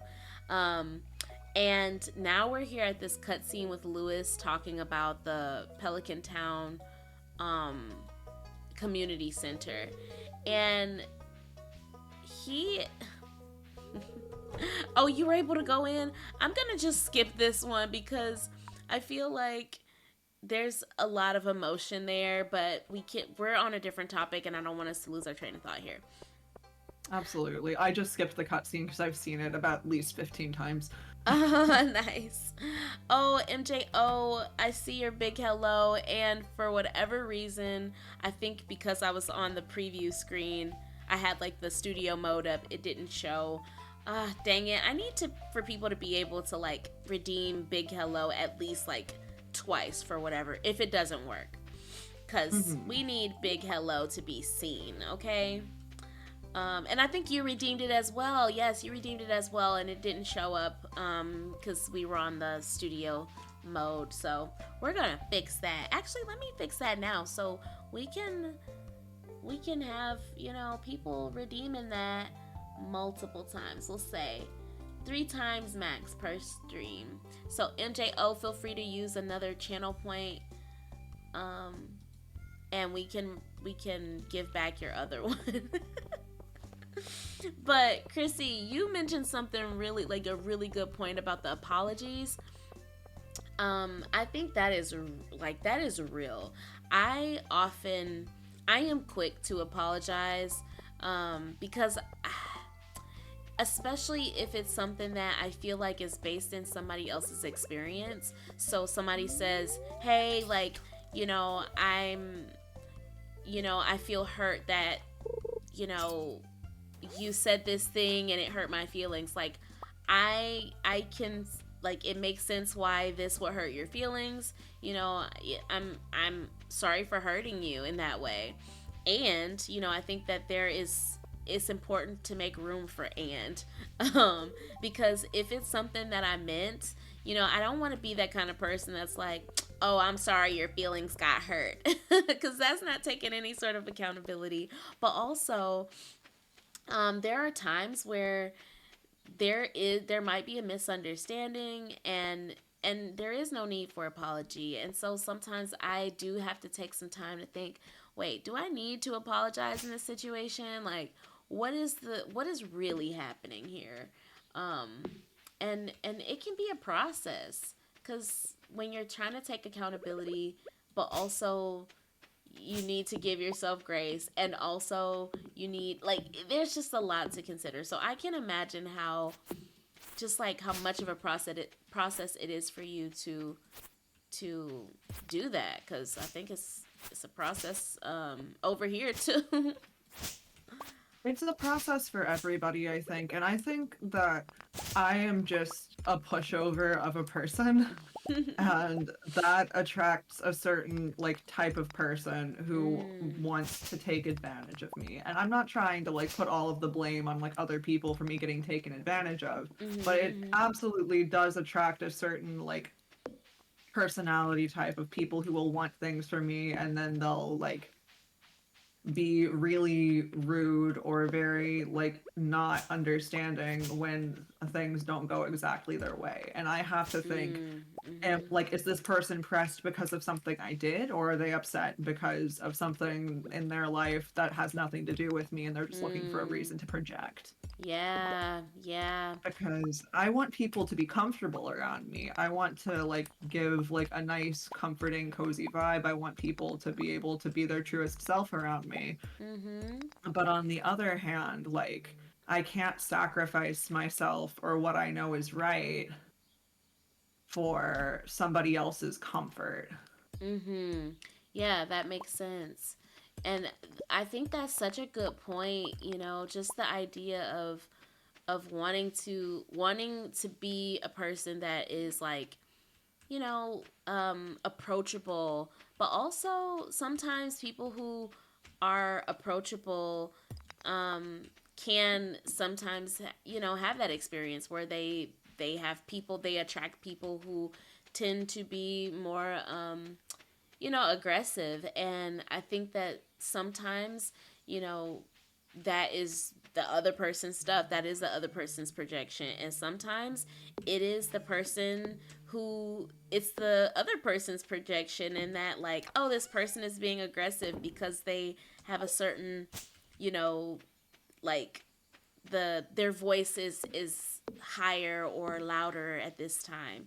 And so I think that it is a matter of, like, you know communicating and connecting with people that you feel comfortable around. And if you're like, this doesn't feel good, really trying to take the time to think, okay, well, why doesn't this feel good? Like, and asking, maybe even asking questions. I mean, this isn't necessarily advice, but it's more of like just processing, because I think it is such a relatable experience. But I think one thing that I often do is ask people, like, what did you mean by that? When they might say something that feels kind of like, like it feels like it's taking advantage, or being rude. I'll just say, like, what did you mean by that? And they'll have to explain. And often it just kind of, it shows the true motive there, most of the time. Most of the time. No, But I would agree. And a lot of people don't like when I ask clarifying questions for mm, some reason, because I'm the type of person who can misinterpret and misunderstand people's like joking or sarcasm or something like that very mm, easily. And so I like to ask a lot of clarifying questions when I'm in conversations with people to make sure that I'm interpreting something in the way that they intended, because like I hate being misunderstood. And a lot of mm-hmm. the time if I ask a clarifying question like what exactly did you mean by that or what was your intention with that?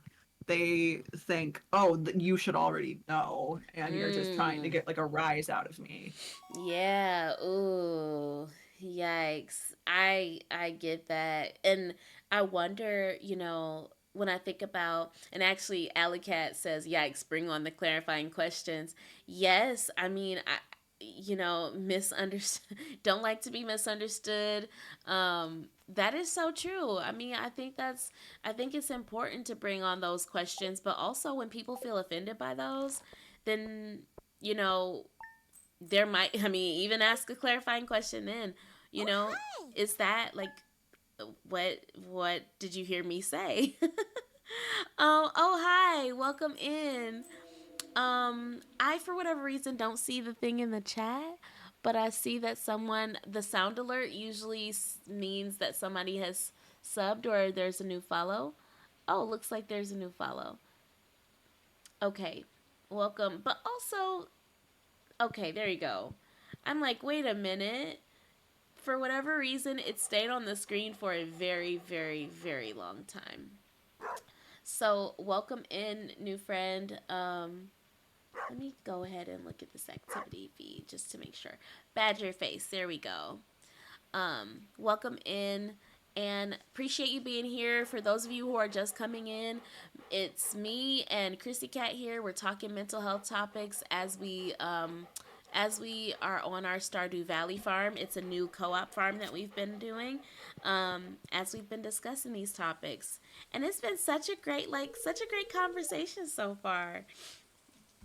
Thank Um, you so much. I agree. I'm having a really good time. Yes, thank you for just being open to discuss these things and, you know, basically allowing your brain to be seen, I guess. I feel like I'm nerding out right now because I think sometimes having public conversations on the fly is not something people, like or enjoy. And I'm like, this is my bread and butter. I like on the fly, just hang out conversations like this. So the fact that you're here and sharing, I definitely appreciate that. And so, can we get a shout out for Chrissy Cat? Can we get the special shout out Oh, thank for you so much. the absolutely, absolutely. I'm so happy that you're here.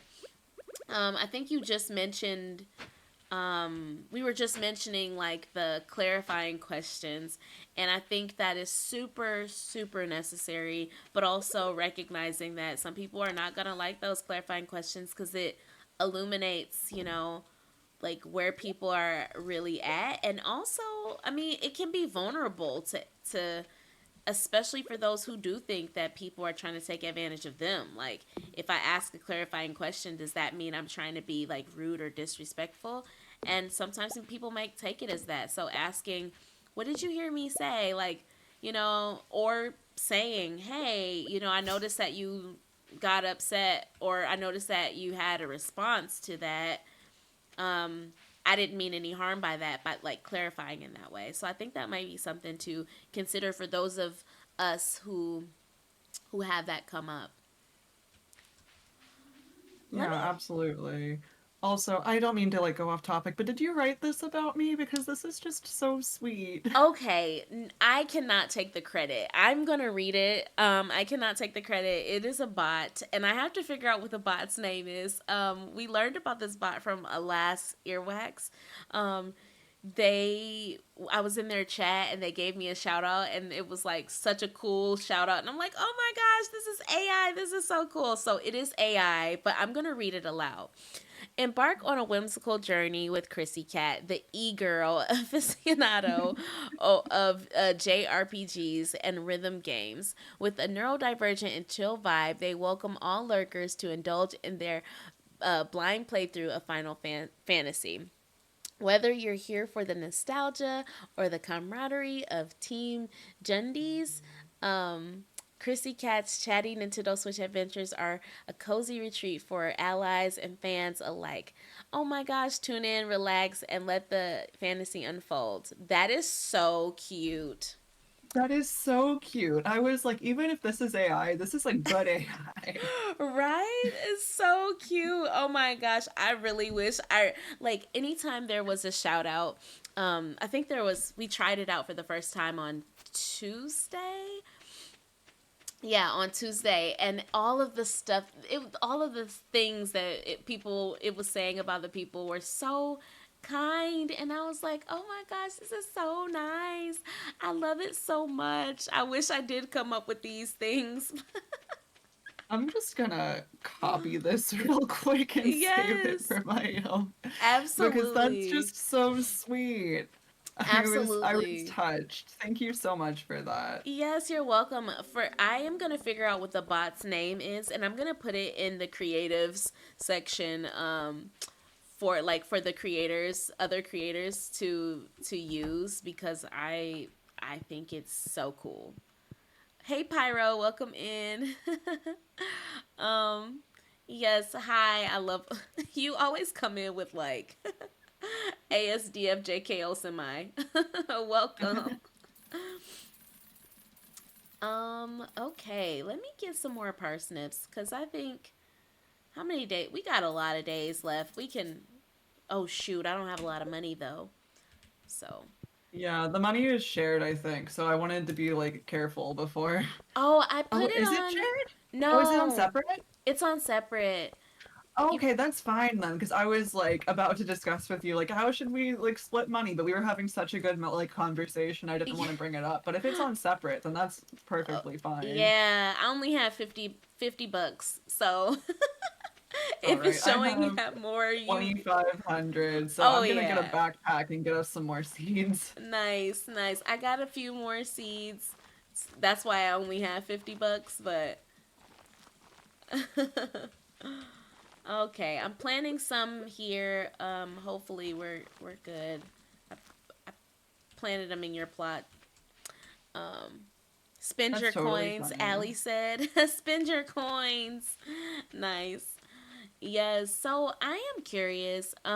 For those of you in the chat who are coming in or who have been here, we've been talking, and I had a question earlier. What's in your toolbox? Like, what are the things that you use to just like work with your brain instead of against it? What are some things that you do?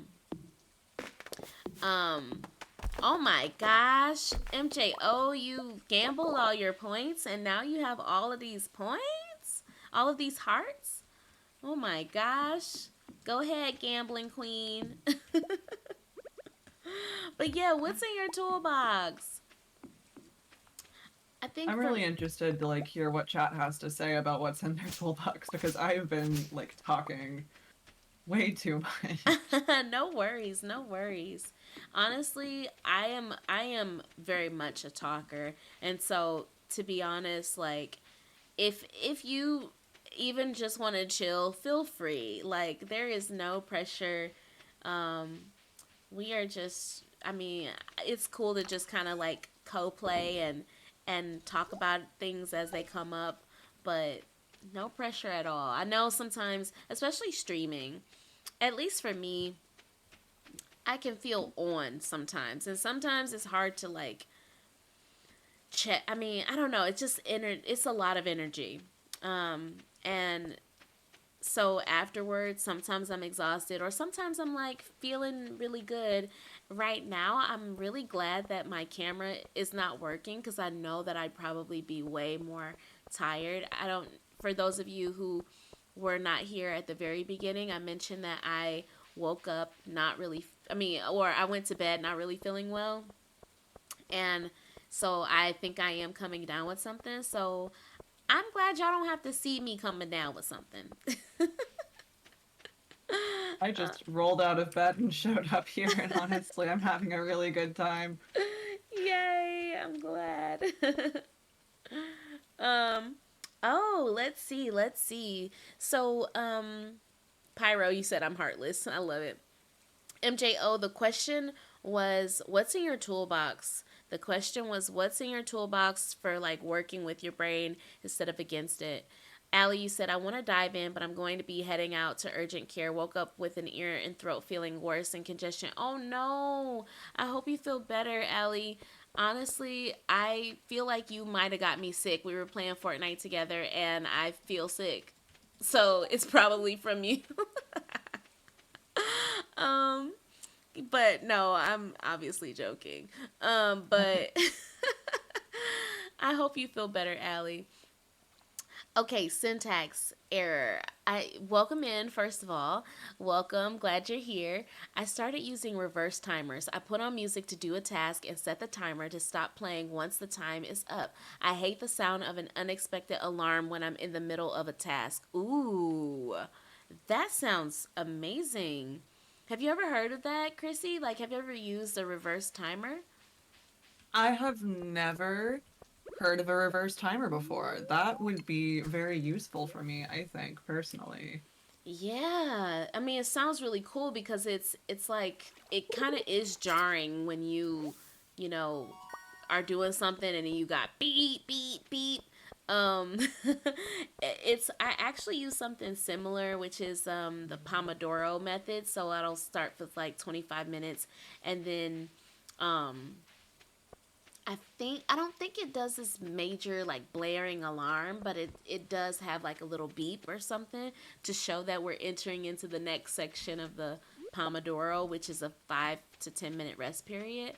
Um, and so yeah, it's something like that, but not necessarily the music. I think the music idea is really great. It's kind of feels like musical chair. It reminds me of musical chairs. Um, well, I'm so glad you're here, Syntax, and thank you. You just come in right off the jump, sharing. I appreciate you. Allie, you said, "Wow," not the virtual passing of sickness. Yes, the virtual passing. She got me sick. I'm sure. Eddie, you said I need to accomplish something. Clean up, organize, do that dumb defensive driving course. Just any little thing that I've been pushing off. Yeah. Honestly, usually we have Thursdays being like co-working session and also a game like a cozy game, but today we are talking mental health. We're doing podcast style. So I'm hoping that you can Podcast. get right. I'm hoping you can get some of that stuff done. Podcast style. All right, I will be right back. I have to check on something real quick, so I'm just going to mute and I'll be right back. Okay, sounds good. Sounds good. That's super cool. I've never thought of it. Yeah, that is really cool. Syntax, thank you for sharing that. I recommend it. It gives me the opportunity to keep working if I'm really in the groove instead of feeling disrupted by the end of the timer. Yeah, like the sounds can definitely feel super jarring, um, which is understandable. Honestly, let me put all this here. And so I think it like I said, it makes me think of like something pleasant because you're already listening to something pleasant, and then you know it just goes off and it's like, wait, where's the music? But if you're really in it, you can maintain your focus without having to like stop a timer. So I think um that's a really great tool. Oh, hi, welcome in, Chips. How are you doing? If you feel like answering, if you want to lurk, feel free. We're talking mental health while we play some Stardew Valley. We have a little co-op farm going here, which honestly, I did not. I'm planning stuff in Chrissy's plot, and we don't have shared money, so it's okay. I We just gonna figure this out. um, Yeah, I think that's a really great idea, Syntax. This is great. One of my tools is um I have several, literally several tools. For those of you who don't know, I can introduce myself. I'm MJ Hart. I'm a therapist and also a gamer, and I like to bring those topics together so that we can make mental health conversations a little bit more accessible, and also just like available in spaces like these because we don't often get to talk about stuff like this together. At least we're often like, get that guy, he's weak. Or, you know, hey, can you water my plants? If you're a cozy gamer. So having these conversations is pretty cool. The fact that Chrissy is here with us, she's helped out so much with the mods. We have the diverse Stardew Valley mods on, so I'm really enjoying this time. So thank y'all for being here. Chips, you said exactly why I follow, straight from the recommended tab. Hope you're doing well and love what you're doing here. Thank you so much, Chips. That means a lot. And I'm so like, I don't think I've ever been. I think I've been on. I've heard about being on the recommended tab maybe twice, but I'm so glad. Like, the fact that I'm on your recommended tab means that mental health is important to you. And so you are among friends, among people who share that same value.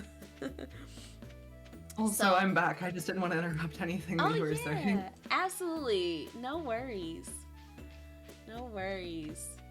My cats were causing a little bit of chaos outside, so I had to like go make sure everything was secured. Man, chaotic cats. My cat is a little chaotic. Well, not really, but she's loud. She's just like screams all the time. Just literally all the time. Ooh, it's Lewis's birthday. Oh, what is Lewis like? He likes hot chili peppers. He likes hot peppers. He doesn't really like anything that we would be able to access right now for like his favorite things. I think I might grab him a marigold or something Got you. from the chest. Oh, hello, Haley. Oh man. Also, something I love about Haley in this mod pack is she's hard of hearing, so in her portrait you can like see her doing sign language sometimes. Oh my. Oh my gosh. I love that so much. Oh gosh, I love that.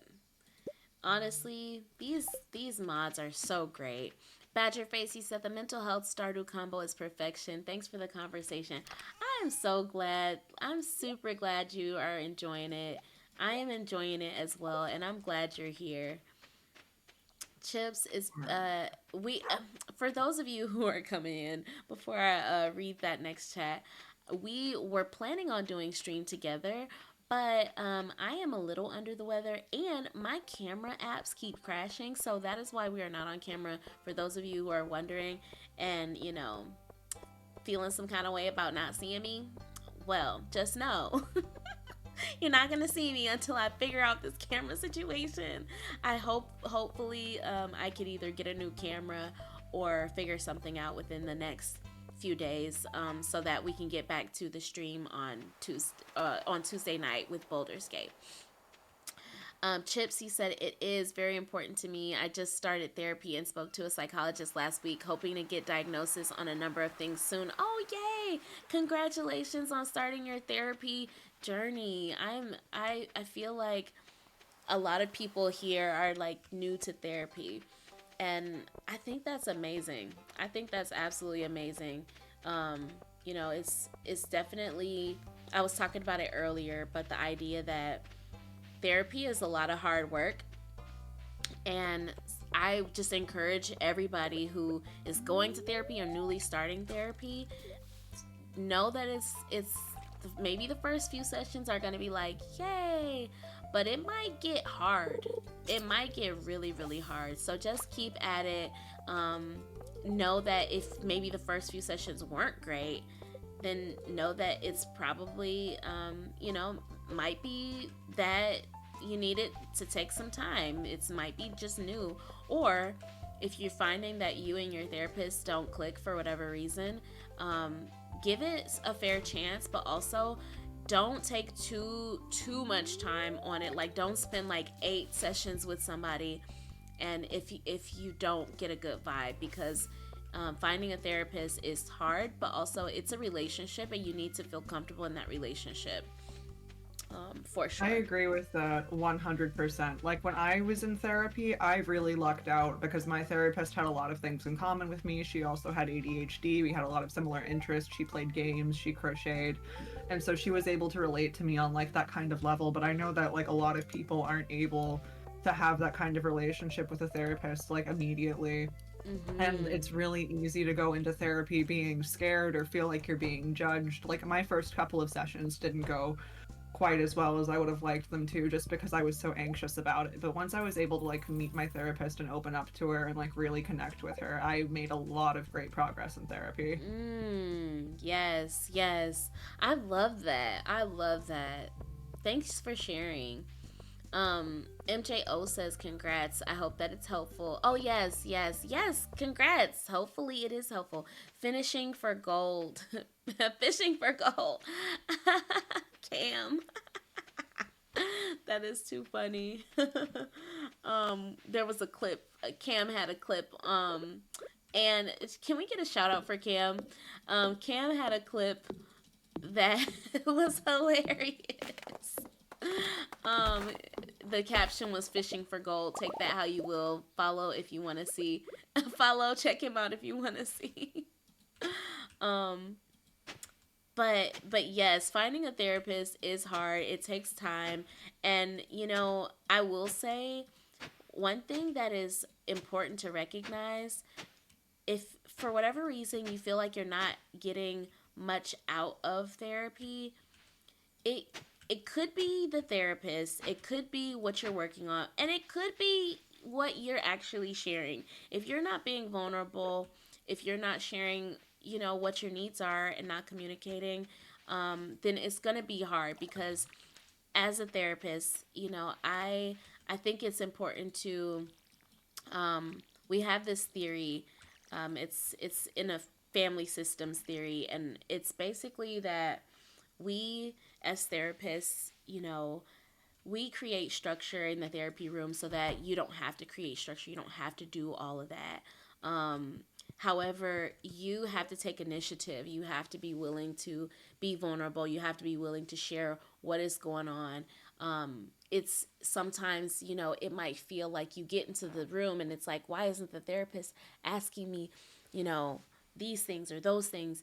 Well, I think that is, it's a skill for a therapist to ask the right questions and also recognize that, um, you know, if the therapist is like, tell me about your family, and you say, yeah, got a mom, dad, sister, that's it. You know, they might mean more in depth about your family. And sometimes neurodivergence can kind of like, we can think about those questions differently. And so, you might say, oh, mom, dad, sister, but also like, what about your mom, dad, and sister? Tell us more about that. So I think that's something to consider. And welcome in, Sherry Snacks.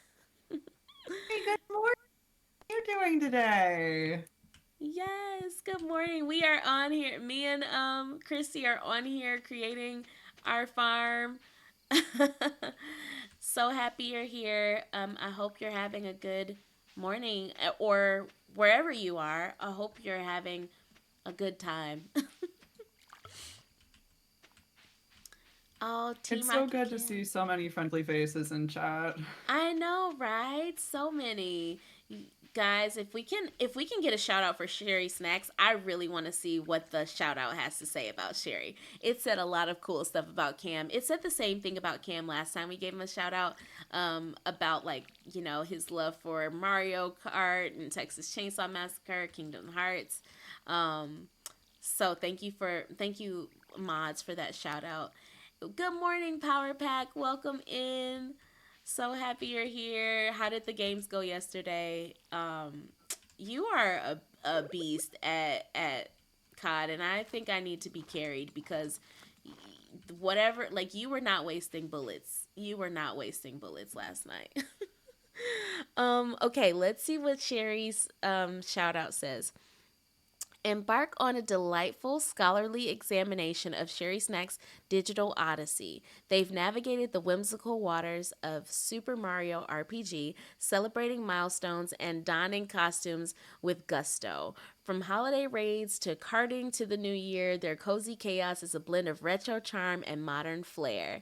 Dive deep into their bilingual banter, and first time game explorations where every playthrough is an uncharted adventure. Oh my gosh, so cute! That's so cute. I think that's very Whoops. cute. 912.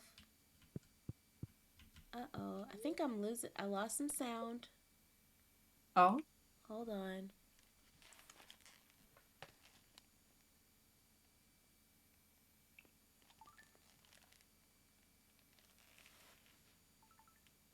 Okay.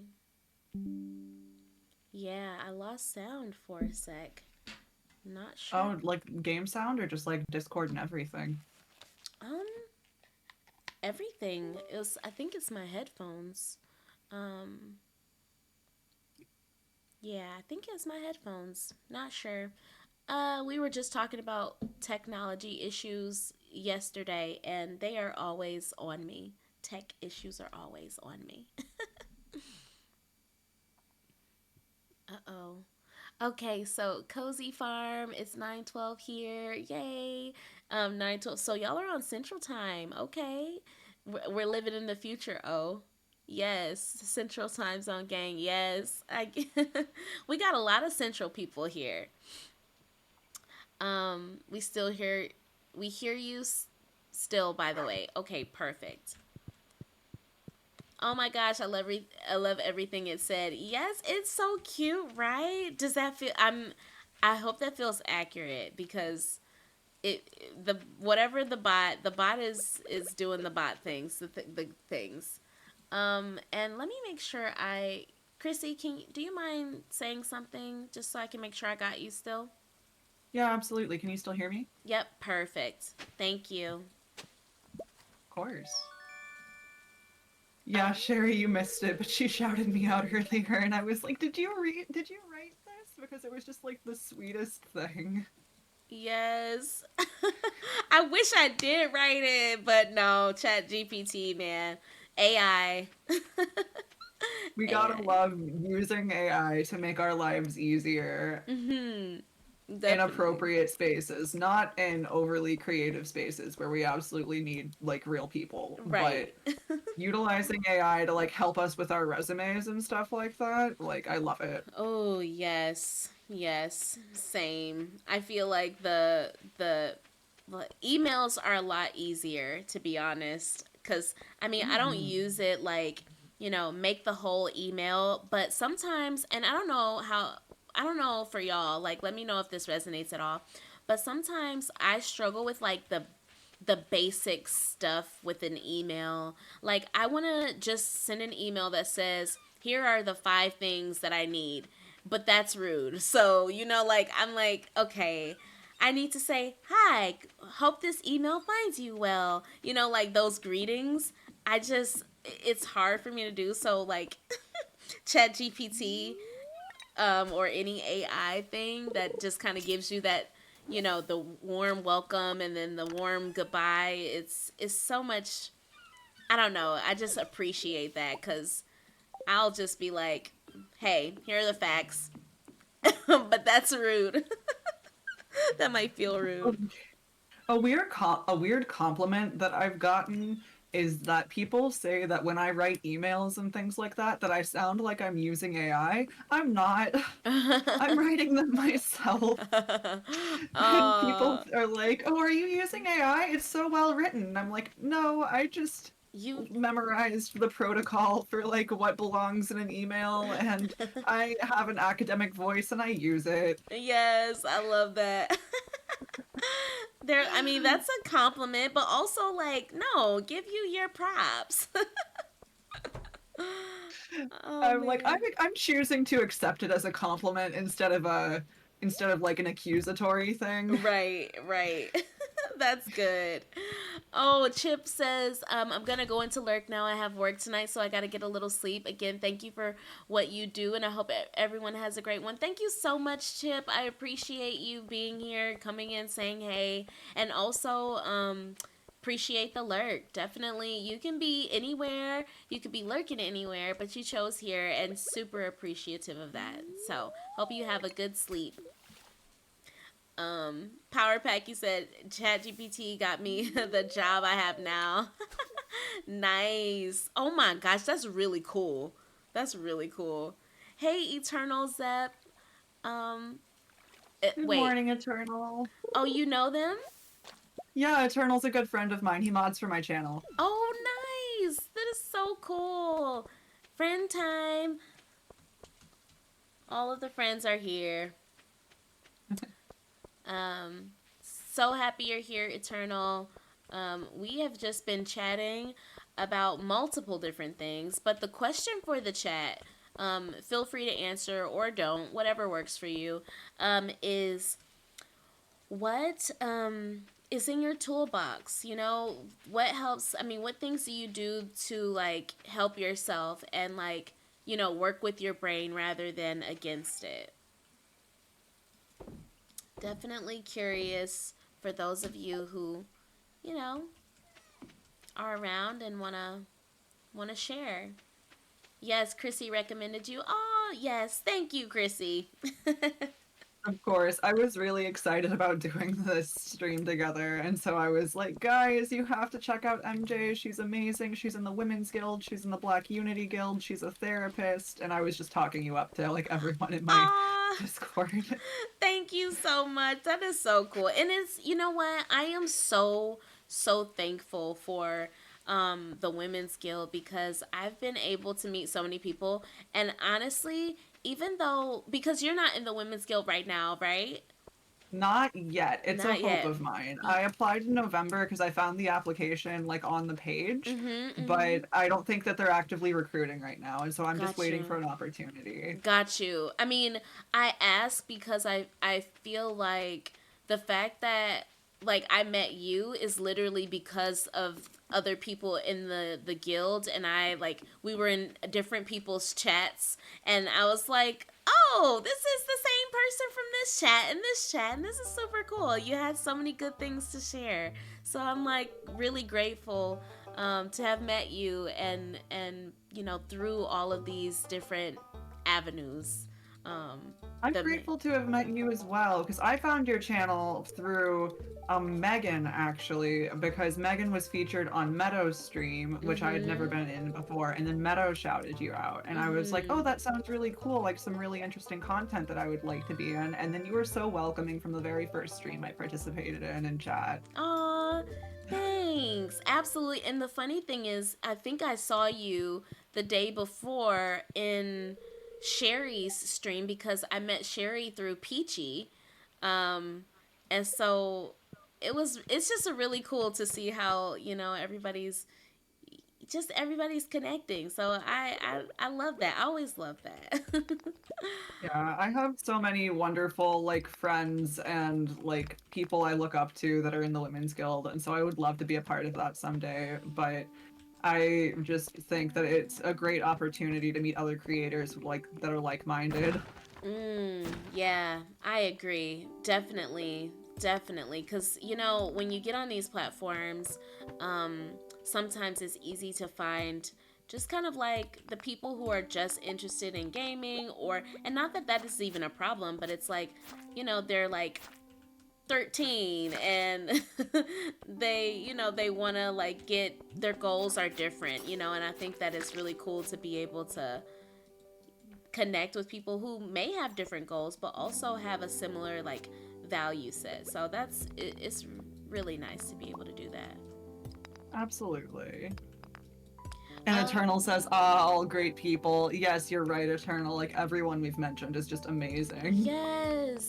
Also, I'm seeing in the chat, wait, give me an example. Are you, what example, what do you mean, Power Pack? Are you talking about when what I was saying about your um COD yesterday? Oh no, or the Chat GPT. Let me know where I missed it. Eternal says a lot of the times I work against it, but journaling helps me as well as practicing mindfulness. Okay, I see what you mean, and I see what you mean, Power Pack. Like as far as the toolkit goes, so the fact that like the journaling and mindfulness, I think that like that is those are super helpful tools for a lot of people. Sometimes it's hard for people to do that because, you know, it's hard to quiet the mind. Um, but I think it is super valuable because I mean, obviously, there's a lot of research on it, mindfulness, journaling, slowing down. So those are really great tools. Thanks for sharing that. Mm, and I'm seeing y'all are just chatting, hanging out, doing all right. Okay, Eternal says could be better, but doing okay. Nice. I feel like those are always the days that I feel like that's one of those responses that resonate with. Like, you know, things could be better, but they could be worse, and they, you know, and yet I'm here and doing okay. You know, it's so I resonate with that. Um, Power Pack, you said just sitting and meditating in silence for a few minutes. That that's I feel like again, that can be a super helpful tool. Let me drop this pine cone or this acorn because we gotta pick up this scroll. Yeah, I was like, I really want the amethyst, and I'm out of like room. There we go. But like, I know personally, like, I would love to do meditation, but like, I just cannot get my brain to shut up long enough for me to do like a mindful meditation session. Mm, I get yeah. distracted really easily. It's another reason why I haven't really tried yoga, is Mm-hmm. because like everyone will be like, now clear your mind and focus on this one thing. And then I start thinking Mm. about like what I need to get from the grocery store. Yeah, yeah. You know what? I think sometimes that is like I think for me when tried to do stuff like that, I would always feel uncomfortable because my brain would go to places like that, like what do I got to do here, and when do I have to go this place and that place, or this thing and that thing. And it is hard to quiet your mind when you have so much in it. One thing that helps me is to visualize things. And so, like, I don't know if anybody is familiar with like the BBC version of Sherlock, but he has like a mind space or this like mind room. And so sometimes it's helpful to, for especially for those who have like creative imaginations, to go to that like mental space of like a blank room or a cozy space, and try to imagine that and like the sensations that you might get there. So, for instance, when I work with people who have experienced trauma, we create a calm space, a mental calm space. Sometimes that's not helpful, sometimes it is, but the space consists of whatever they needed to feel calm. And so, some people might say the beach. You think about the beach. Well, instead of like when it's time to meditate, instead of thinking, oh, clear your head to nothing, clear your head and think about the beach. And so you can still have some stimuli coming in when you think about the sounds at the beach and what the beach looks like and what the beach smells like. But you can still kind of have a quieter mind, if that makes sense. Yeah, I think that makes things a lot more accessible because I know like without like something specifically for me to like tether my thoughts to, I just like go in any random direction and I'm not learning like I'm not getting everything out of meditation that I would like to get out of it. Mm. Yes, that's real. And that makes sense. And you know what? Eternal said something too that's pretty cool, mentioning like imagine loud thoughts on a movie screen or floating down a river. Like I think that is like creating a visual. That visual seems super super cool, and helpful to again quiet that mind, but maybe like you said, kind of tether it to something visual so it's not like just empty, like it's not just a blank space. So yeah, that's pretty cool. Um, Eddie says, I hate confrontation. I need to approach a coworker about denting my car door yesterday. Ooh, oh my Mm. gosh. Lord, that's rough.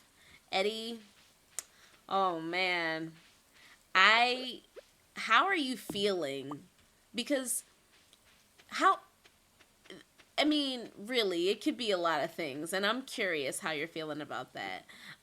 Eternal, you say you learned that from your last therapist. Good stuff. Yes, it is good stuff. Thank you for sharing it with us. How would y'all feel? I mean, we're not going to give you advice, because this is completely unsolicited, so we're not giving advice to you, Eddie. But I'm just curious. How would you feel if a coworker dented your car door and you had to approach them about it? And like, how would you feel and what would you do? I'm curious. um, See, unlike MJ, I am not a therapist, so please do not like take anything I say oh as like yes, advice. definitely Um, not. but I also hate confrontation. My car isn't in the best condition already. I got it at a discount because it was hail damaged.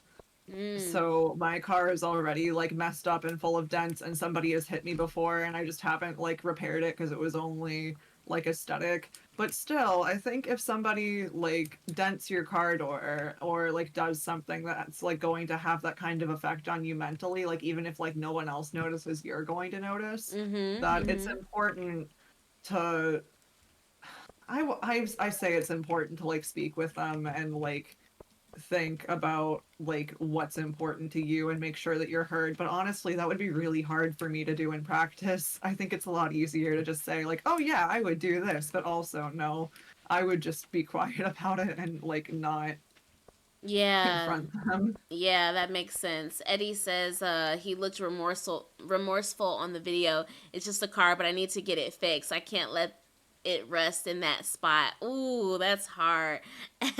MJ, you said nah, they would have had to run me my coins. I hate confrontation, but I would have had the receipts or proof to show that there's no room for blame shifting. Yes, that makes sense.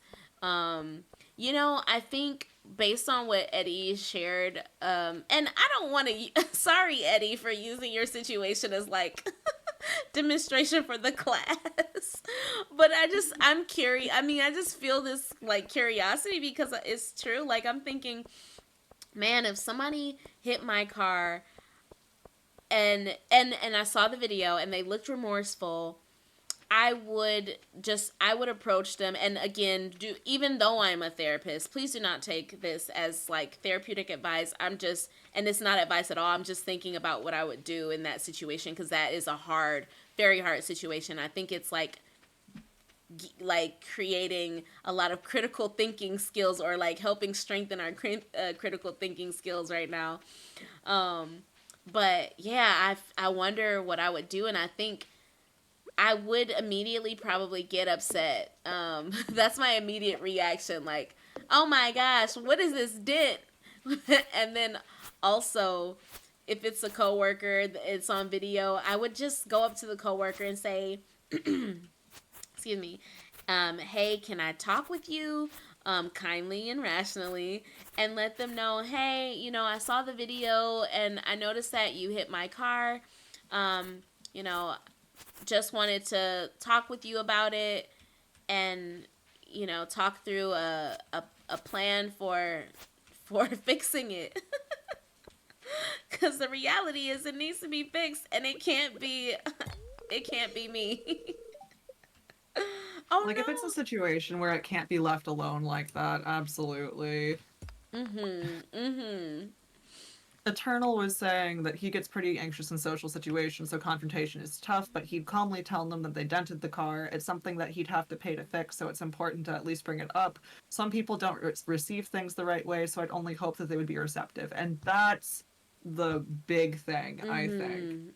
It's Mhm. like the receptiveness of another person because people just don't like to be in situations where like they have to take blame even though it would be like 100% their fault and there's video receipts. Yeah, yeah.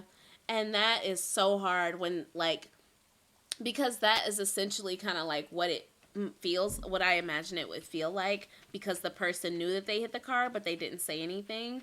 um and so the fact that you have to approach them in the first place can be frustrating. Like I feel like the fact if I had to approach them, I would feel a little bit frustrated because I'm like, dude, why do I have to approach you? You hit my car. But also like it could be any reason. It could be multiple reasons. And so I think that like it's so hard and yet, it's one of those things where you don't know until it happens to you. And so Eddie, we're looking at you. Let us know how it goes because that is a really really hard situation to be in. Eddie says, my three previous used cars, nothing happened. I get a new car and get rear ended twice, and this didn't. Oh no. That's Yikes. so frustrating. Yes. Oh, that's so hard. So sorry you have to deal with that, Eddie. That's a lot. That's a lot to have to deal with at work, especially with coworkers. Because coworkers are different relationship. It's like you want to be on good terms, but y'all aren't exactly. You might not be exactly friends, but you work together. So it is, I imagine it's complicated. It's definitely a relationship that you want to try and keep cordial if you can, but Yeah. Eternal says, I try my best to put myself in someone else's shoes. Maybe they didn't realize they did it. Maybe they did it on purpose. Eddie says he slipped on ice. Oh my gosh. That is hard. I wonder if the person is like pretty embarrassed. And also like, eh, it could, I mean, to be honest, like, why is, if it's ice in the parking lot, then the company needs to like, have some sort of responsibility, because where's the salt? where's the salt? That. I hope you get it resolved too, Eddie. Definitely hope you do. Okay, so a shift here. Linus is out in the rain. What are your thoughts about the story about Linus? I think the community cares about Linus at least to a certain degree. Like Gus will feed him. Robin at one point, if you progress like Robin and Linus's story far enough, offers to like have him a house built. And Linus is very adamant. He's like, "No, I live like this by choice. I don't need your help here. I want to survive off of what nature gives me." And Mm, so I think it would be different if he was just homeless and people were degrading him for being homeless and in a situation that he couldn't get out of, but he's not looking to conform to mm, modern society. mm-hmm. Yeah, yeah, that makes sense. I haven't gotten far in with Robin and Linus, but I did notice the moment when um, Gus offered to feed him, but he was like, it was interesting the options that were given for seeing him like, go through the trash. And I just thought it was interesting. It was like, oh yeah, no, this is perfectly normal. Like, one of the options was like, oh no, this is perfectly normal. It's all good. Or, ew, why would you dig through the trash? And so it's just, I thought it was interesting to see like the different options that the character is given to engage. And when I get to those options, I won't skip it because I want to look at some of the um, just different emotions that might come up with those responses. Because, oh no, you're disgusting for digging in the trash, like, obviously that brings about shame. And I want to just kind of look at the other ones to see what each kind of bring up, so that'll be interesting. Yeah, I think that would be a really good evaluation to do because like I just knowing more about like his personality and like his morals and stuff like that, I'm like, yeah, Gus wants to help and he thinks he's doing a good thing, and Robin wants to help by building him a house and thinks she's doing a good thing, but he just doesn't want to be wasteful and he has a hard time like communicating like his intentions with everyone. Like everyone thinks that Mm. he's just embarrassed because he's homeless. Mm-hmm. Yeah, And they that's have a hard interesting. time like looking at his perspective and his point of view. Yeah, yeah, that makes sense. Oh shoot. I Um. am on floor 9 of the mine right now, and I'm trying to find the stairs so I can get back at a reasonable hour. Oh. I'll come. I'll come to 9. I'll take, if, and in case you don't get there. Um. Where's your energy? My energy is fine. Oh, I just, okay. there's a lot of rocks here, so Okay. I just gotta. I'm coming. Help is on the way. If I find it, I'll let you know because I'm close. It's just, I want to reach the elevator before I go back. Yes, I get that. I get that. MJO says, "I love Linus." Aw, yes, Linus is pretty cool. I will And this say, diversity mod actually gives him a seizure dog. Oh, oh I found the wow, stairs. oh perfect. Okay, I will just fish and walk with you back. So I will say, let us. um maybe do another um how about another 2 days after this? Does that sound good to you? That sounds Um perfectly fine. I didn't know how long you wanted to keep going, so. okay. Yeah, I usually I'll play or I'll like be on stream until around noon or 11 like 11 noon something like that. However, you know, it's different with the PNGs up because I think the greeting takes a little bit less time and y'all are getting more like backstage info, so feel free to listen in. But usually when I like set up for stream, I'll sit and chat for a while. In the beginning we'll talk for a good little bit, and we ended up talking for a while. So thank y'all for those of you who joined the chat early. But yeah, I have a couple of things that I have to attend to later, and also I'm talking so much and I need to rest it so that I can, you know, get well, I guess. Absolutely. Do what's best for you. Thank Oh, you. Cupid's here. Good morning, Cupid. Thank you for being here. Yay, Cupid. Welcome, Cupid. I saw Cupid's I did that shout out. I didn't know that exclamation point Cupid in your chat was that, but it was super cool to see it. Yeah, I have like a different like set of commands for like my mods and like my streamer friends and stuff like that. But I let anyone use them, but it's just like a little personalized shout out that doesn't have to play a clip and they can like say when they're there and I'm like, "Oh, hey, this person's in chat." Yeah, But yeah. That's pretty cool. Oh, hey EVB. Welcome in. First time chatter. I feel like where did we meet before? Because I feel like we have met before.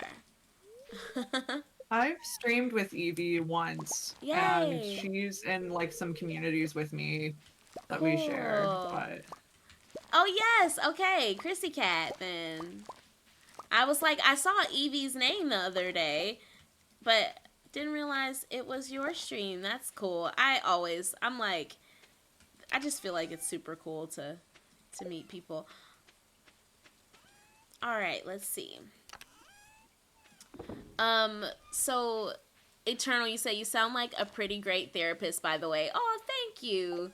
Definitely appreciate that. Um, yeah, I think that it's been several years. I will say I've been a therapist since um 2016, and so it's been a few years. I work mostly with those who have experienced trauma and domestic violence. And those are my like trauma is my main specialty, and also like self esteem, identity, things like that. But I work with individuals and couples, and I have a lot of like clients who are creators, like content creators, gamers, people who are entrepreneurial, and it's really cool. It's really cool work. yeah, it sounds like it's really rewarding work too. Yeah, it can be really rewarding. I think I am so I definitely like nerd out a lot when it comes to like the psychology of things. And so sometimes the clinical work is really hard and it's still rewarding, but I think I really enjoy research because I think that it helps to, get an understanding of people.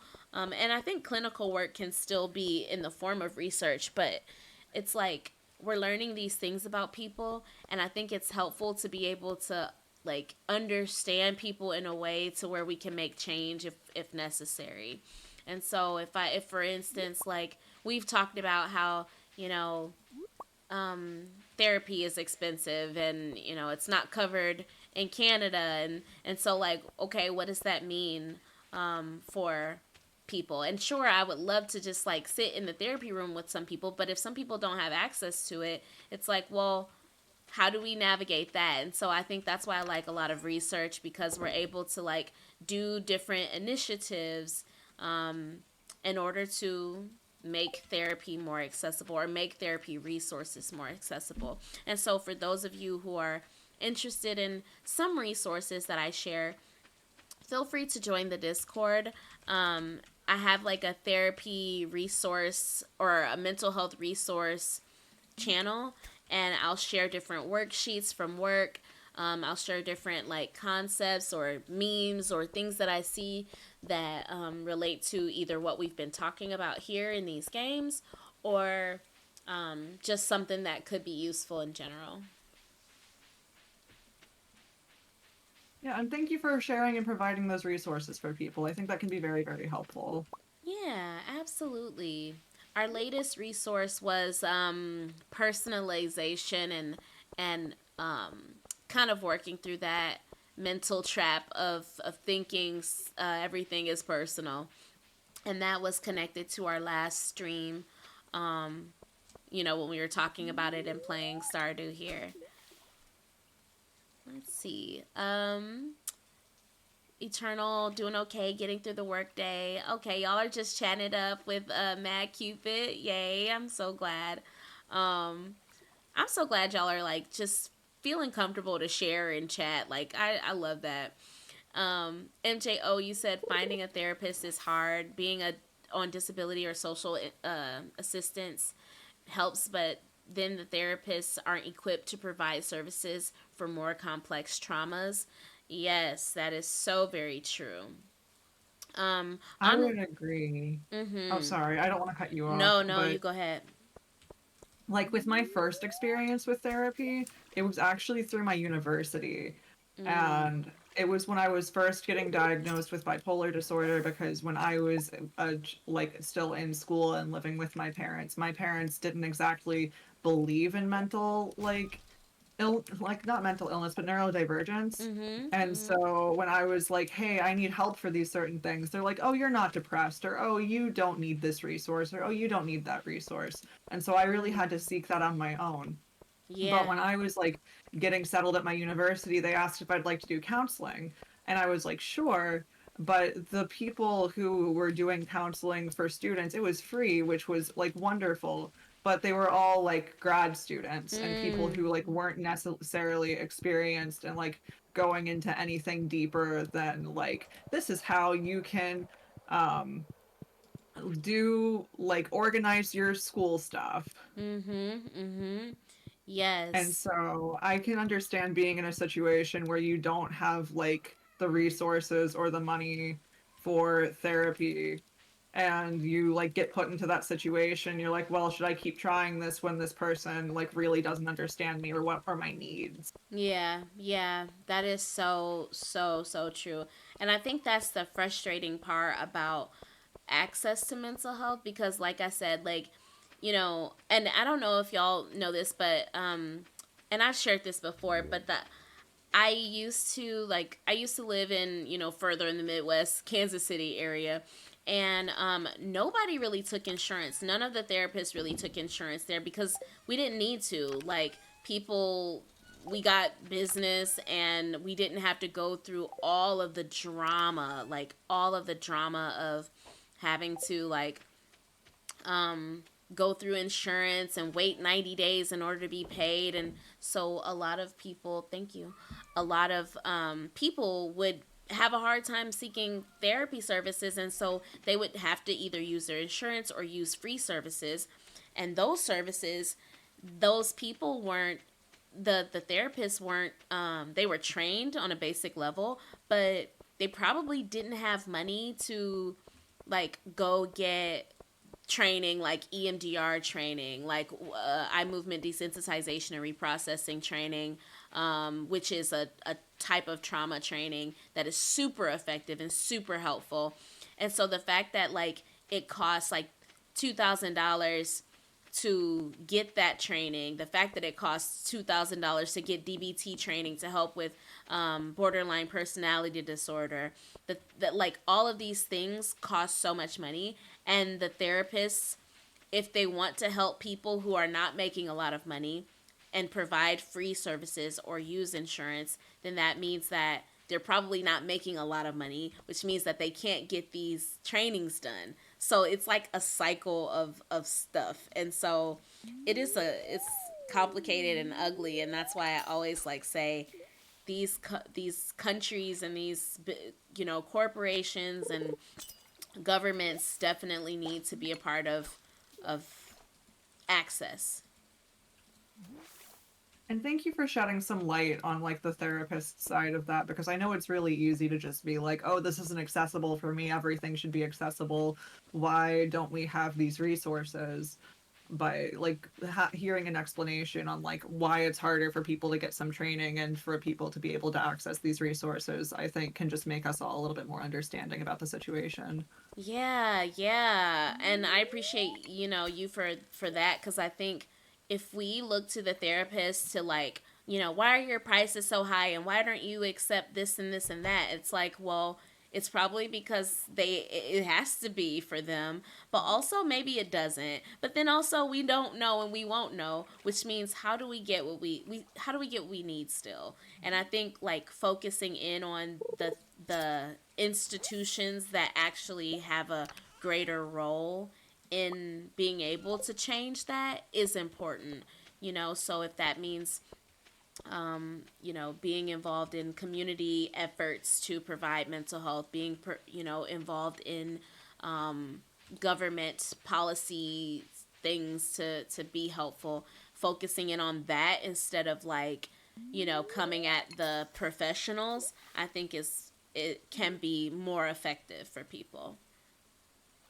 Yeah, absolutely. Like I was very, very fortunate when I went to therapy that they took my insurance and I had a copay. It wasn't a crazy copay, but like $30 a week is like groceries Mhm. for me. Mhm. And so there came like to a point of where I reached a good point in therapy where I had to decide like do I continue on with therapy or do I like allocate my money elsewhere Mm. until like I need to like until I'm at a point in my life where I know I need therapy again, Yeah. because like it gets expensive and it gets uncomfortable to like try and allocate your resources for something that's just so helpful and so comforting, but it's also like I Mhm. have physical needs as well. Exactly. Exactly. I totally agree. Looking at the chat, Eternal says, yeah, it took a bit to find a therapist to work through trauma. Thank you so much, MJ, for sharing the find a therapist link. There is a command exclamation point find a therapist, and there are a couple of links for people in case you are looking for a therapist and need one. There is a directory to find someone in your area, and so please check that out if that's something that you're interested in. So Ivy or Eve, Evie says acceptance of mental health issues has improved drastically, but there's still a long way to go for accessibility, in my opinion. That is so true. I agree with that opinion for sure. Such a long way. And that is honestly why I'm so interested in doing stuff like this because, I will finish my PhD in May and I am excited to be done. Congratulations, by the way. You worked really hard for that. Thank you so much. I'm so excited to be done soon. Um, but I'll be finishing that. But afterward, I'm hoping to do research in gaming communities because we need more accessibility. And so like, being able to have that access and to research and grants in that way. I want to use that in that. So, yeah, that's a long way to say that's why I'm doing what I'm doing because I agree with you. We do need more accessibility. Mad Cupid. My wife is a school counselor and she found my therapist, and I went for about a year, but I stopped going because I'm a stay at home dad to my son with autism. And anytime I did a remote session, he would throw a fit because he couldn't be in the room with me. And he has a worker, but he had to have daddy. That makes so much sense. And excuse me, thank you so much for sharing that. I imagine it is it is a lot, and I imagine it's so hard to, um, as a parent navigating, your child's neurodiversity, and maybe your own, maybe life stuff. Like there's so much to navigate. So, I mean, truly, that's a big deal, and I appreciate you for doing that. You say you were lucky enough that your insurance covered it. Yes, that's super helpful when your insurance covers it. I will say there was a saying in Kansas City that, like, if a therapist takes insurance, then they're probably not that great. And that's not true for everybody and everywhere. It was specific to Kansas City, I'm pretty sure, because of just the amount of therapists and the amount of just kind of the way that people did therapy there. But I think that they're, again, going back to what I was saying, in that insurance companies are really, it really makes it so hard on the therapist to accept insurance. And so it is amazing when people can find therapists who also take insurance. I currently take insurance. But like, it's amazing when you can find somebody who takes insurance that's actually really good. Like, I'm literally like, yes, so happy for that person, because they can use what they're literally paying for, and have a good fit with a therapist. I agree, just because there are so many spaces in like mental health accessibility, like outside of therapy, that are just so expensive and so difficult to access. And it's really great when you can find somebody who's both accessible and affordable. Like, I was running into roadblocks when I was trying to get tested for ADHD, um, because my university required a certain amount of testing before I could go through my university psychiatrist and actually like start medication. Luckily, like the person who I was speaking with was through my doctor, and they took my insurance, but my insurance decided that after my evaluation that they didn't want to further test me for ADHD and that I just had anxiety. Mm. Um, Mhm. and Mhm. so I had to like go through my therapist and my doctor outside of my university to be able to get that diagnosis and to be able to start that medication journey. But I know that like I was very fortunate, and I know some people who have to pay upwards of $500 for that kind of ADHD testing out of pocket. Mhm. Absolutely. Absolutely. And I that is fortunate, and also it is sad that people have to pay that much in order to be diagnosed. And to be honest, like from the therapist angle, the fact that we have to diagnose in order for anything to be covered is, to me, is problematic because sometimes people want to come and they want to just like process something that they're going through, and it's like, now you have to have a label attached to you. um, maybe and maybe that label is helpful, but maybe it's not helpful. And when it's not helpful, that's when I have a problem, because it's like, now I have to, like, we have to say that you have, you know, like all of these anxieties and things, when it might not be helpful for you to label it in that way, even though you might have certain symptoms.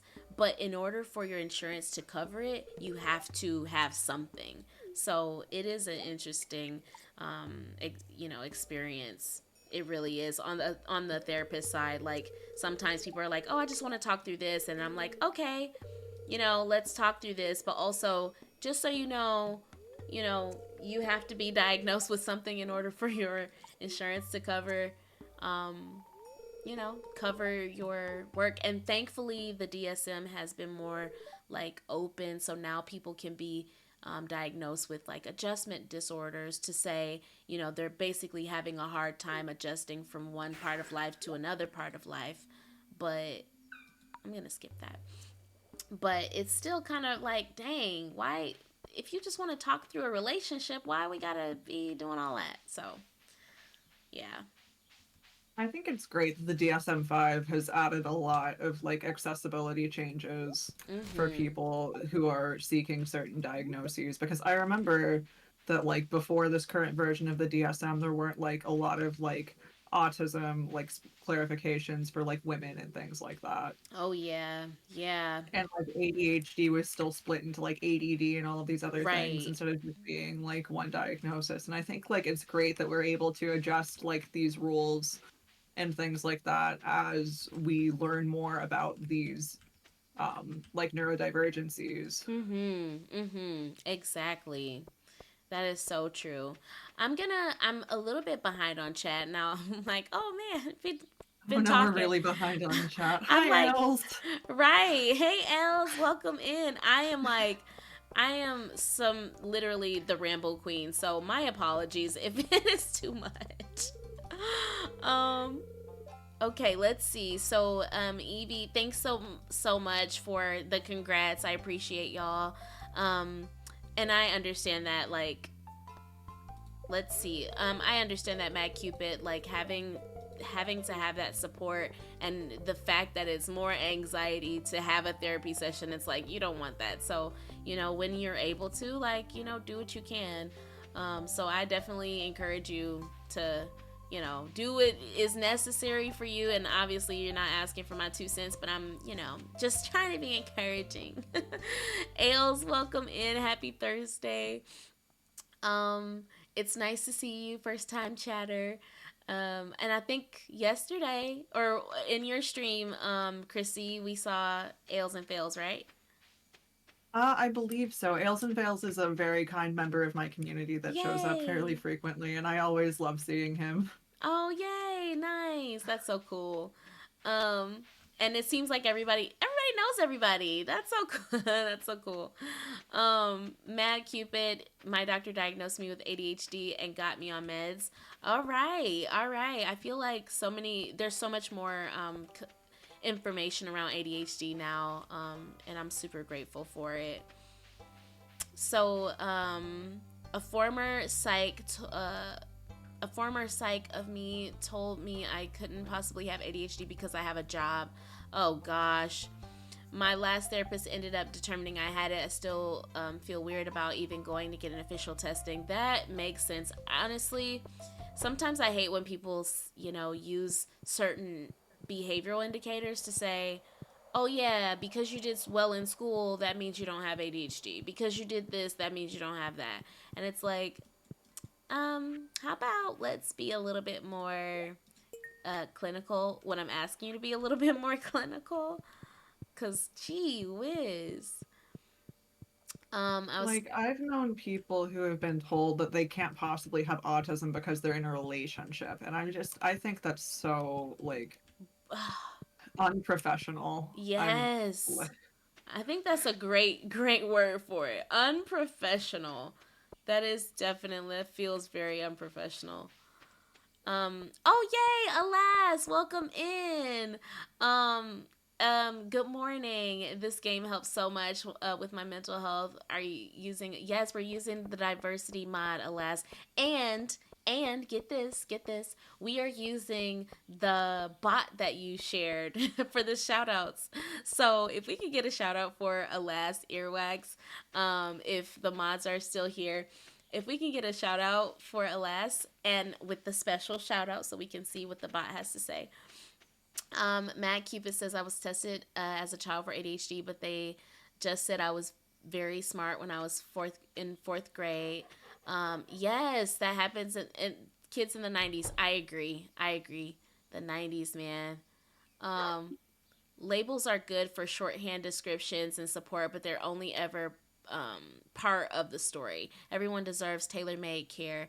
We're all different and face different challenges. I agree. What are your thoughts about that, Chrissy?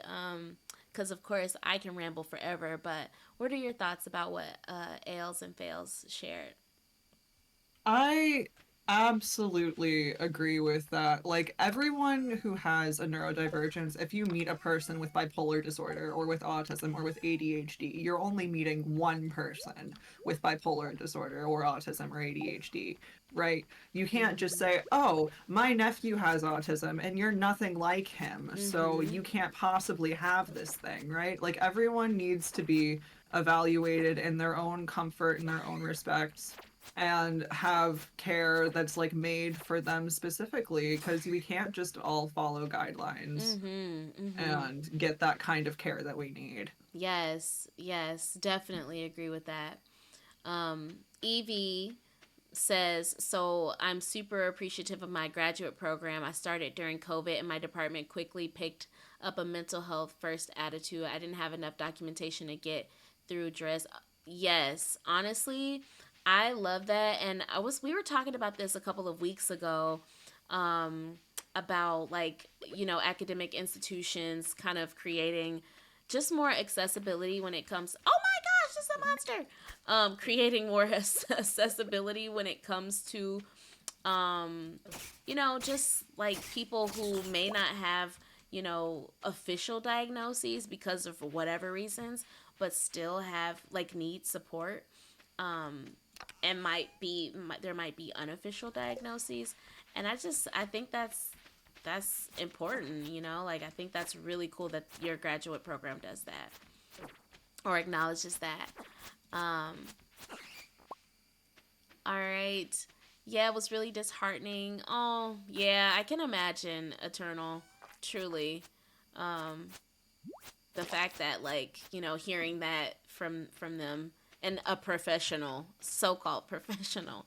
Um, yeah, a lot of people say stuff like that, Matt Cupid, because you are, successful, then that couldn't possibly mean. Um, what do you say, Chrissy? One more day? We can do one more day or we can end here. I know that we're having a really good conversation with chat right now, so it's really up to you if you want to keep playing. But Let's do one more day. And yeah, let's do one more day because I just finally got I talked to the wizard and I wanted to put some of this stuff in the community center. absolutely. And I think it's really important to recognize that just because somebody has a professional degree doesn't mean they have a professional attitude or outlook on life. That, oh my gosh, that there have been plenty of people that I was like that, I've come across that they have been super unprofessional and super unethical, even with professional degrees. I mean, shoot, we see a lot of true crime. See a lot of true crime about it. You can Uh, pick the rest of these potatoes if you want to get your farming level up. oh, thanks. Let's see.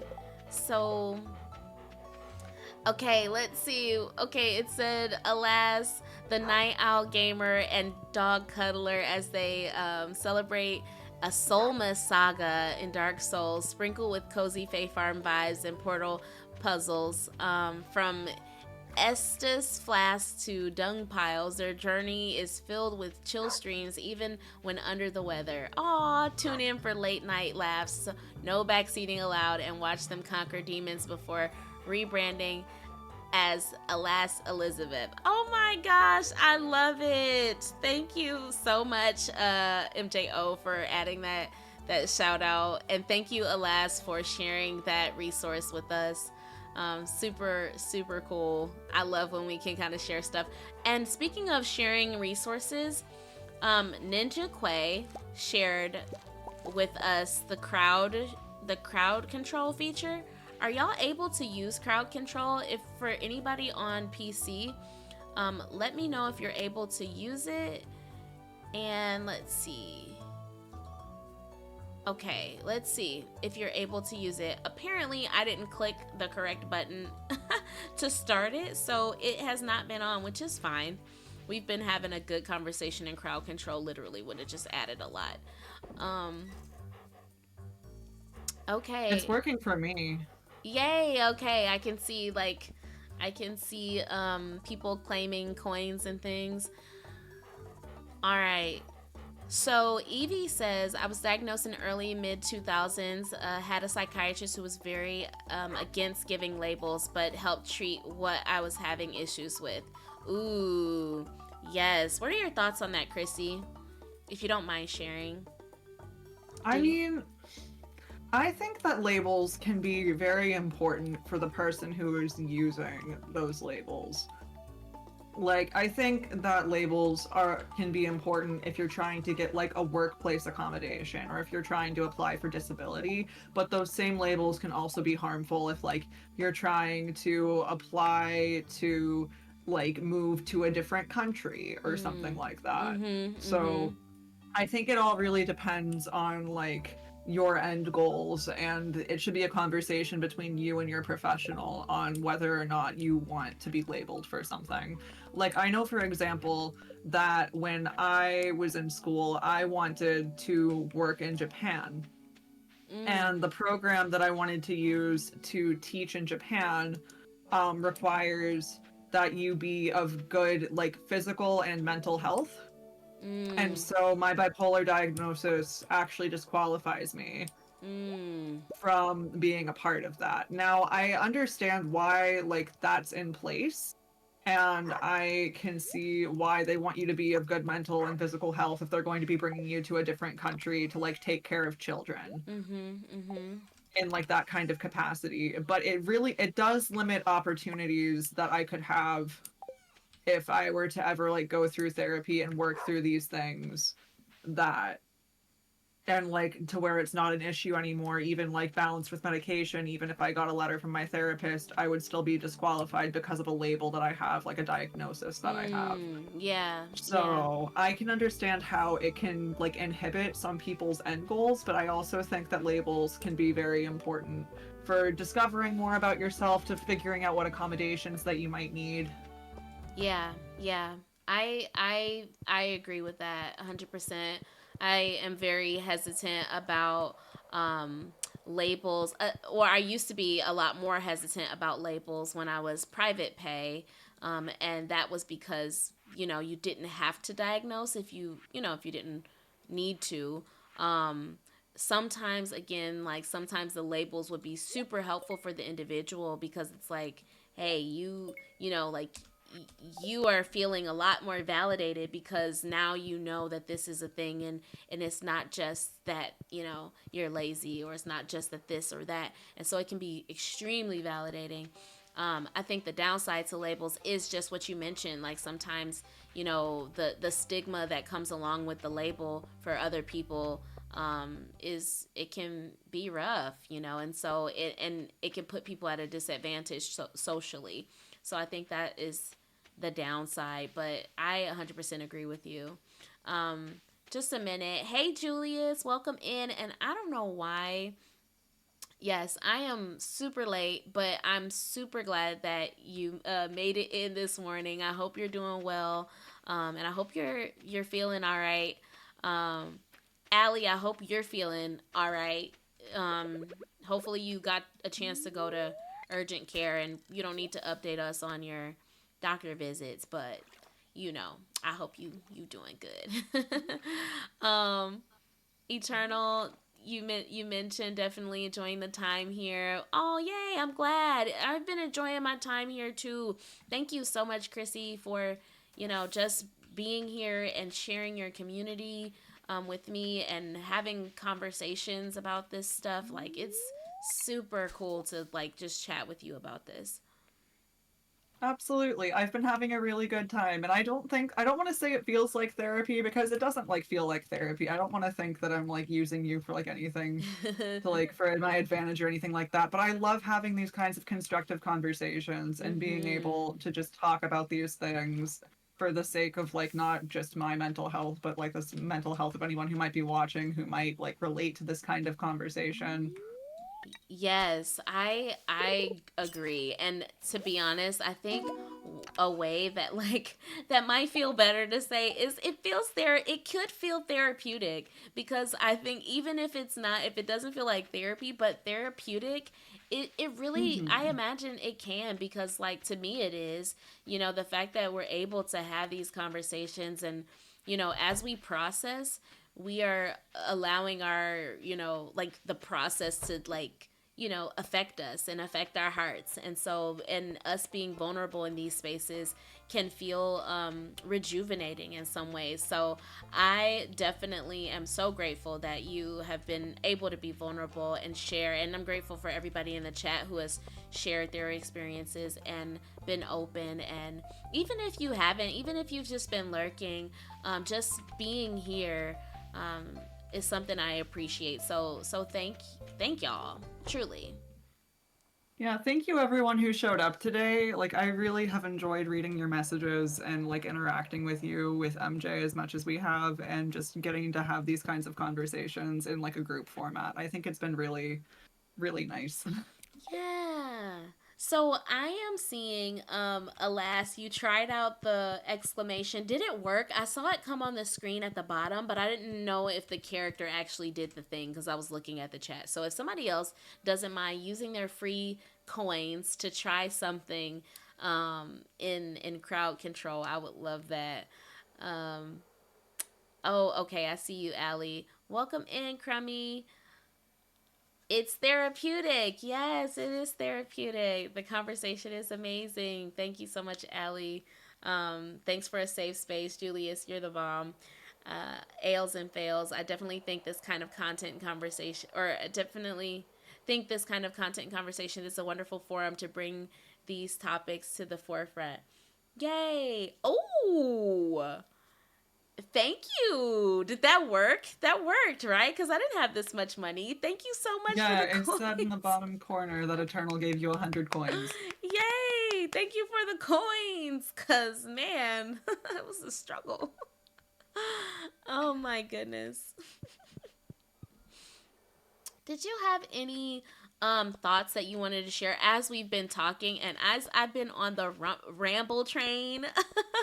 Have you had any thoughts come up for you, Chrissy, as we've just been discussing that, would be just like cool to share in this space, or just even something to bring into this space? I think I've covered a lot of like what I made sure that I wanted to cover. Mm. Um, I think that we have had some really nice, productive conversation and that we're reaching a good stopping point for this week. But I like you said, I don't think that we can do this every Thursday, but I would love to continue to have these conversations and play this co-op farm with you and just Yay. enjoy the space that we've created here. Yeah, absolutely. Thank you so much for this. We before we head to bed, I want to, shout you out just one more time, and I would love for you to share, when, just a little bit about your stream, what you're streaming next, when you're streaming next, and just share about yourself. Thank you so much. So, guys, if you don't know me, I'm Chrissy. I also go by Cat sometimes, but it's just for Chrissy Cat. I play primarily rhythm games and JRPGs, just because those are the kinds of like stories and like things that I like to share. But I'm more of a variety streamer. I'll play a little bit of anything if I'm like asked to. Um, Tomorrow is what I have scheduled to play Persona 5 Royal at 2 o'clock, but there's actually a new game coming out of early access that I plan on buying called Pal World. So we Mm. might be playing Pal World tomorrow, and that stream is going to be at 2 o'clock Eastern. Um, I post my stream schedules on Twitter, on Twitch stories, and in my Discord every week, either on Sunday or Monday. And I think that's about it. I just really like having cozy vibes and interacting with my chat and Mm. talking to all of you guys and spending my time with you guys. So this was really like a good experience for me. Yay. I'm so glad. And I'm glad, like, it's cool that you're playing Pal World. I keep seeing a lot of stuff about it. Yeah, I keep seeing a bunch of different things about it. So it looks like it's gonna be a really cool game. So and you said so you're streaming next tomorrow at 2 p.m., right? Yes, as that's the last thing I remember putting on my stream schedule, but I make my stream schedules like every week, so I I always have to reference them, so I'm gonna double check. Yes, tomorrow at 2 p.m. and then on Sunday at noon, I will be playing the Final Fantasy rhythm game, which is Theaterism Final Bar Line. Nice, nice. Okay, well, that is super cool. Y'all can find us here next time at some point. Keep an eye out for it. I'm going to, talk with you, Chrissy, off stream to see when's the next time you would like to, set up for another conversation. I feel like we got to keep this going because this was so good. We can make room for two more people on our farm and to have some of these discussions. So if you're interested, then join the Discord, exclamation point Discord for you know, to talk about it and see if y'all are down for that. The next time I will be online streaming, hopefully I will have my camera up without technical problems. Um, and that will be on Tuesday at 8 p.m.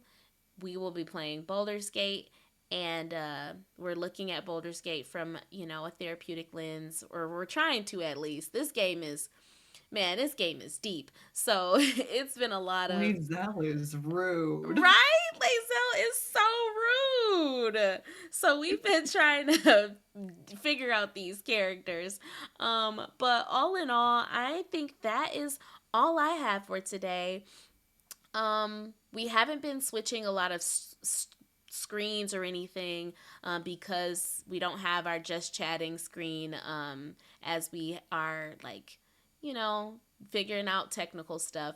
So the next screen that you'll see is the ending screen with a little bit of jam music, and then I think we should go and raid over to Megan Hertz because it is I birthday would time. I was going to suggest that because it's Megan's birthday. Yay! Okay, I'm glad that we're on the same page with that. So I think we have a raid command. Okay, you can copy that and hopefully when you paste it, it'll show all of the like, emojis and things if you are subbed.